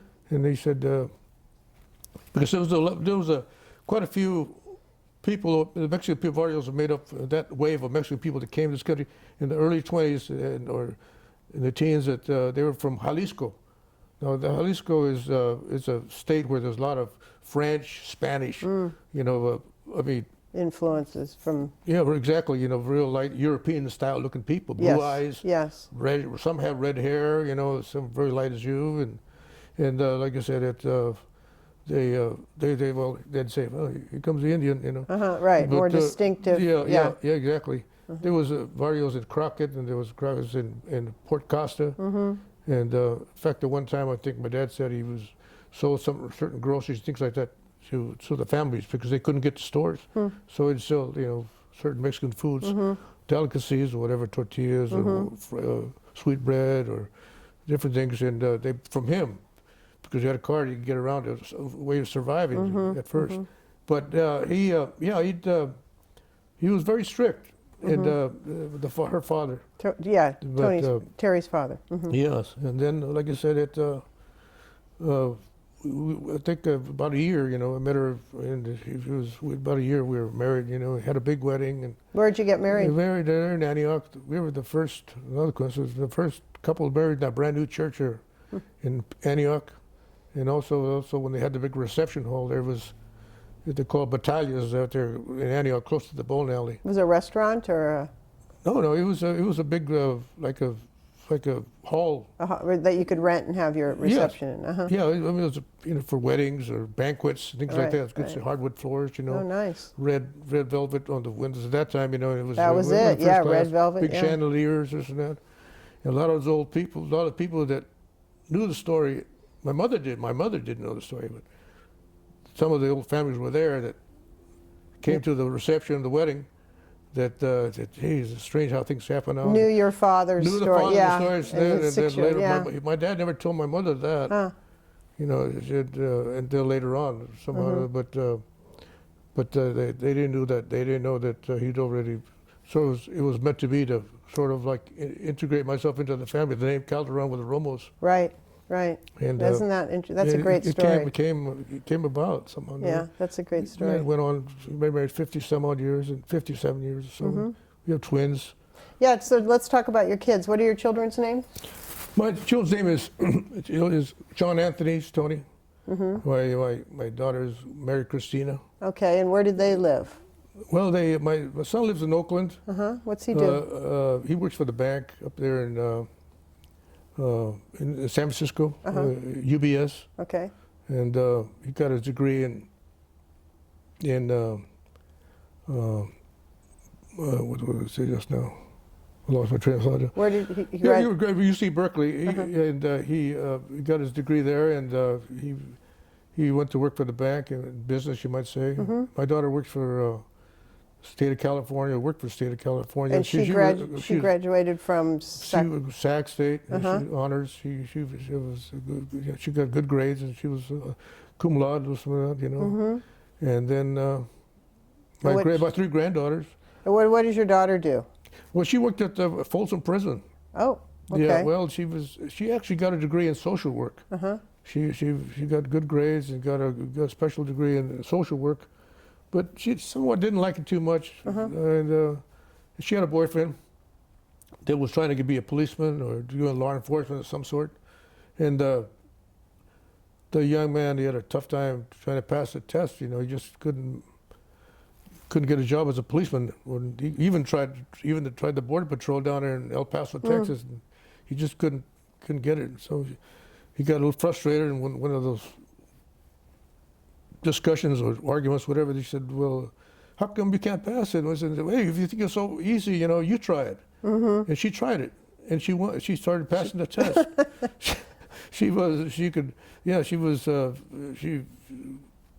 The oral, written, some people psychological, just, you know, so that, and she had she could shoot with both hands, with a rifle and with another. So she works at Folsom Prison? Folsom, yeah, but that was she worked there. Her first job was as a police or as a counselor for the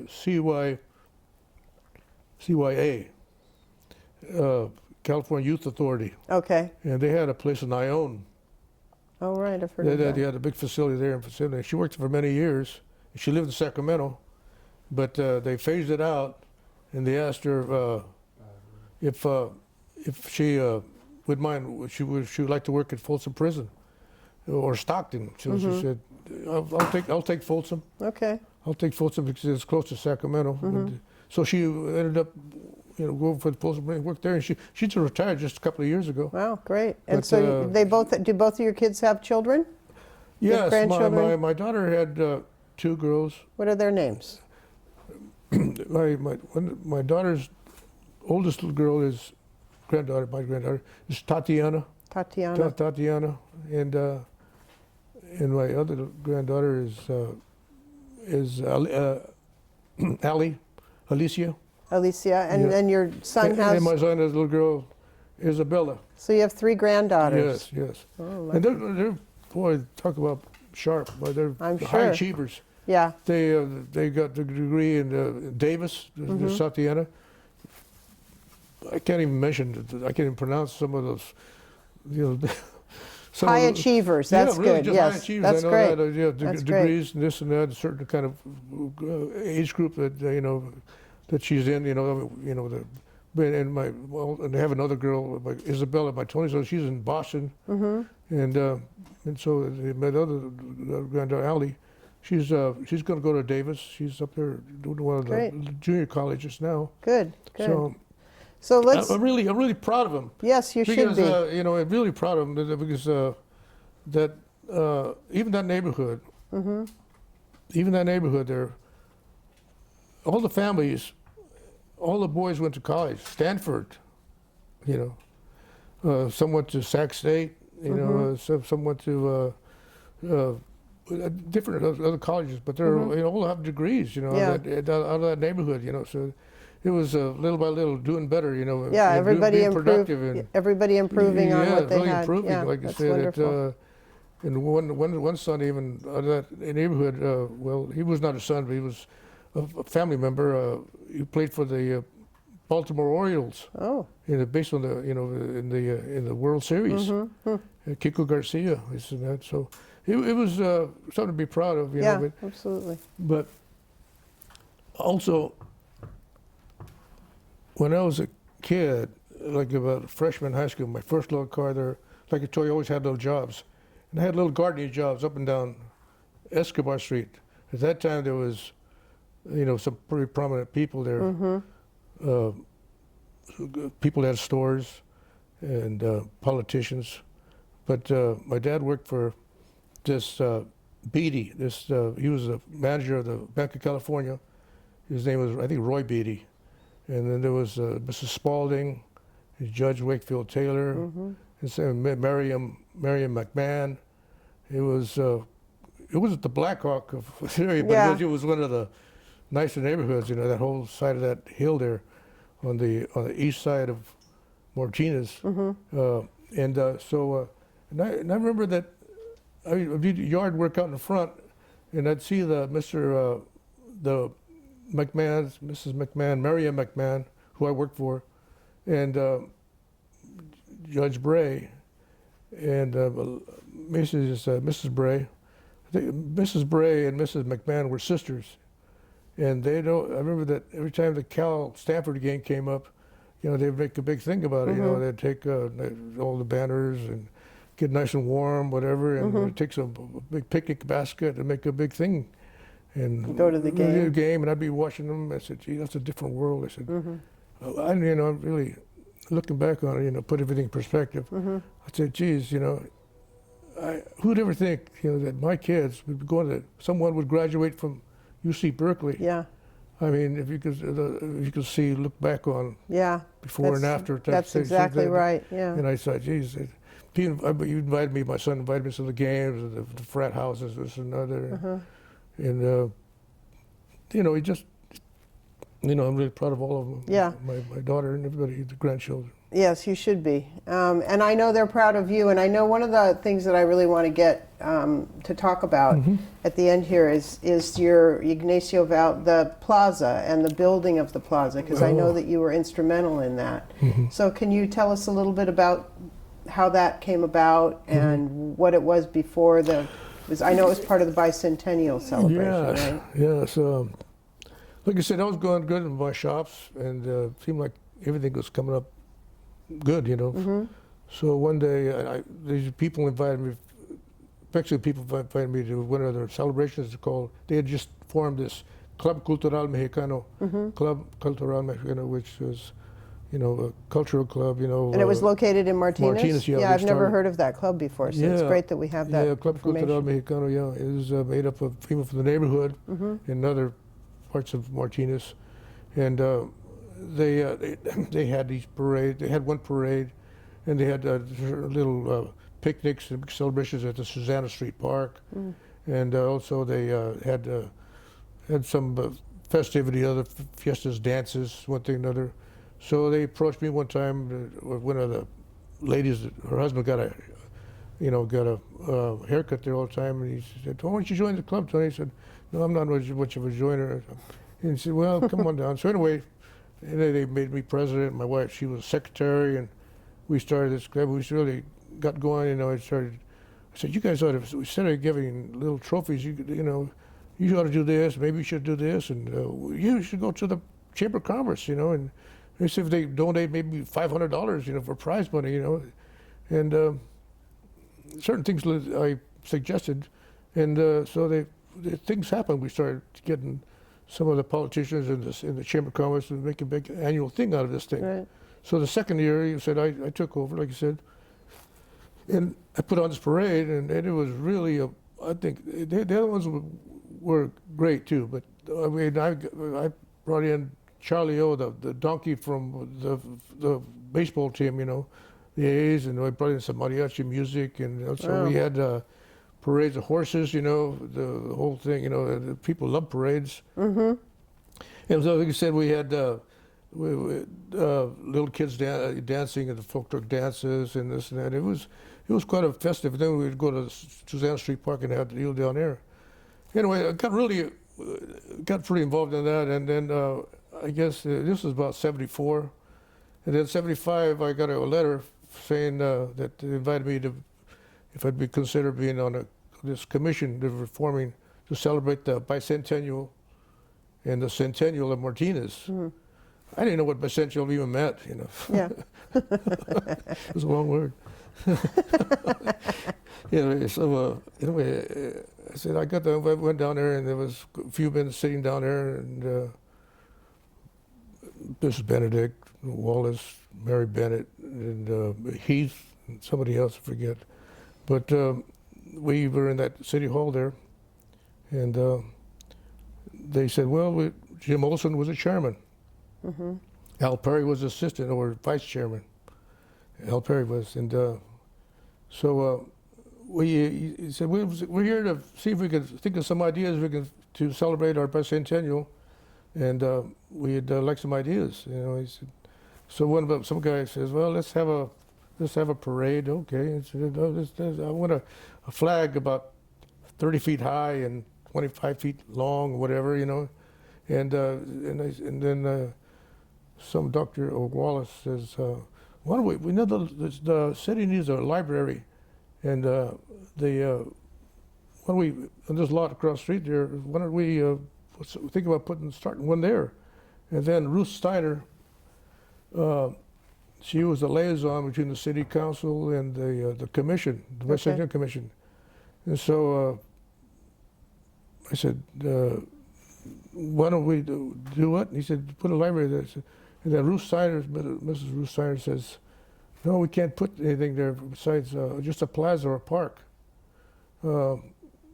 That's been dedicated to the commission or to the city from the family, the Ignacio Martinez family. The Ignacio Martinez family gave that land to the city. Yes. For use, and they couldn't put a building on it or anything. Exactly. Okay. Or they could revert back. They could revert, Sure. it could revert back to the family. Right. You know, and right. so they think they donated even the land where the church is there. And they anyway. So they said, why don't we do that? And they said, a plaza church. Why don't we do that? Why don't we put a plaza there? And they said, oh, Tony, it takes a lot of money to put a park. I said, well, we could try. Let's see and then Ruth Steiner says, I'll help you, Tony, if you want to try. If you want, okay, Tony, you head up the subcommittee on that. But Ruth Steiner, she was a lot of help. She was the one that sort of nudged me along a little bit and one thing another. Helped coach you through how to do it. Yes, but it was like I said, I want to get it off the bat that it was a unified thing. It was a team thing. Absolutely, yeah. You know. Yeah, it would take that. But you had the idea, but they helped to carry it through to fruition. Yeah, exactly. I mean, they approved the certain things, you know, and they contact certain things and to contact the newspaper, and so it was a unified thing, you know. And but being Hispanic, you know, it was already a draw. Yes, of course. You know. Yeah, natural connection. Let's follow through what Don Ignacio Martinez wanted. Right. These are his wishes. Yes. Over 100 years ago. Yeah. You know. Yeah. And it was so coincidence that we were celebrating the centennial, and in the bicentennial, and so it got started little by little. We sent out. First of all, the politicians made a big thing in the newspapers, but then later on, that they quietly put out a little survey how the citizens would react to having a plaza there. And what was the reaction? Oh, it was great. Yeah. It was great. They said it's about time, or you know, and we need a place. I think it's a good idea. It's a place where people, senior citizens, could sit there and sit in a park and relax and look at it in the shade, and so they had it was just started getting momentum. And like I said, at the college, with the DVC college up there, and they made some renderings of what it could look like a plaza, different kinds of styles of plazas, some with a kiosk, you know, like a bandstand thing. And so they we got a lot of participation from just about everybody, and so like I said, we went to the recreation department, and they kind of like helped a lot, you know, then the city council, and so it just little by little started to being a reality. They done it in phases. And on 1976, of July, 4th July, we put the shovel in. And you used a very special shovel, didn't you? I used a shovel. In one of those pictures that I have there, it shows a shovel that was given to my dad that he worked for many years at the Shell. And they gave him a recliner and his hard hat. But when they were giving out the shovels, I said, I want to bring my own shovel. And I get a little raspy, I get a little sentimental because very sentimental. My dad suffered so much in hardships all over the country. Yeah. And he set down roots in Martinez. He felt, as an outsider, because sometimes you feel like you're an outsider. Yeah. And so that kind of planted it down there in his honor. And so, and also some of the other things too. They, the band, also the band that lost their lives, mixed Hispanic boys. That never, I didn't ever think they get that much recognition. Right. In the army, they were heroes, and they was wounded, and they, I mean, they fought in World War II, and they, for this country, and they go to Texas and can't even buy a hamburger in a restaurant, you know. Mm-hmm. And different things, like you say, can't be buried in a certain type of graveyard. Right. So I mean, all that was going through my mind too, and my people. Yeah, very emotional time. I was also involved in the Cesar Chavez movement too. Mm-hmm. So I saw some of the hardships they went through, and so I mean, I didn't make any speeches. No, but the whole for you emotionally, that whole culmination with that shovel and putting it into the dirt at the right there, plaza area, yeah. Yeah, it's in the part of the pictures there, yeah, exactly. Mm-hmm. But he lived to be 101. Your father did? Yes, he did, yeah. And did he live in Martinez?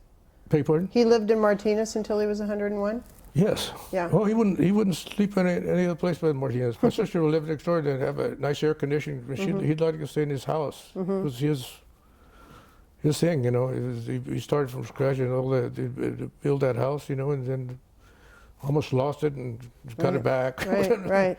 And so it was just. Yeah, his story is a remarkable story, and you know, as you tell it, you realize that someone who was born, you know, in the environment where he grew up and continued always to move forward and never gave up. And then he taught that to you, and you know, you taught it to your kids. It's a beautiful legacy. We try. You know, they listen now. I mean, when you're young, you're really young. Who listens when you're young, right? I gotta go down. The guys are honking. Yeah, yeah. You know? It's pretty much everybody's story. Yeah, exactly. Yeah, yeah. And so, like you said, but as I got older, you know, and older, you can see the working in the extreme heat. You know. Right. Working up in Nevada, up there in the mines, you know, the 125 degrees, you know, so everything. In this, you know, we had a hot summer not too long ago, but just at least in Sacramento, we did. Down here too. Just certain, not where you're going to sleep, in a barn, or you can sleep under a car, or wherever you can find a little shelter. Something like these homeless people going through right now. Right. I mean, your heart goes out to everyone in that situation. Yeah, because of food, you know, if you don't work, you don't eat.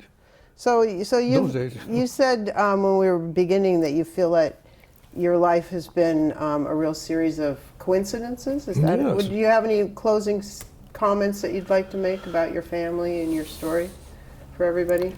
No, that's about it. I just about covered just about everything I can think of. Maybe I'll think of something later on, but right now I can't think of anything. I just trying to live one day at a time. And you're doing it well. And so, like I said, I have a beautiful wife. She's helped me a lot. And she's, we've been married so many years, and I mean, she's everything. I mean, I wouldn't be nothing if I didn't have her. That's beautiful. And my children, I'm blessed. I got nice children, nice grandchildren. Mm-hmm. And you gotta just kind of take care of that. Yeah, you do. You have to really realize what you have and be grateful for. Yeah, you realize that, you know, your health, you know, you other things, you know, certain. But no, it's. Well, thank you for telling us your story. It has been an amazing journey. Really, thank you. And a lot of stories that we haven't heard of Martinez from the whole barrio, the other side. So it's been really rich and rewarding for us to get that story. Thank you, Tony. Thank you. Welcome. Thank you. Welcome. All right. Thank you for having me. Of course. Is the intermission time? Yeah.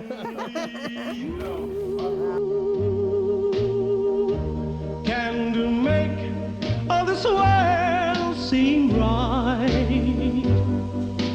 Only you can to make the darkness bright. right.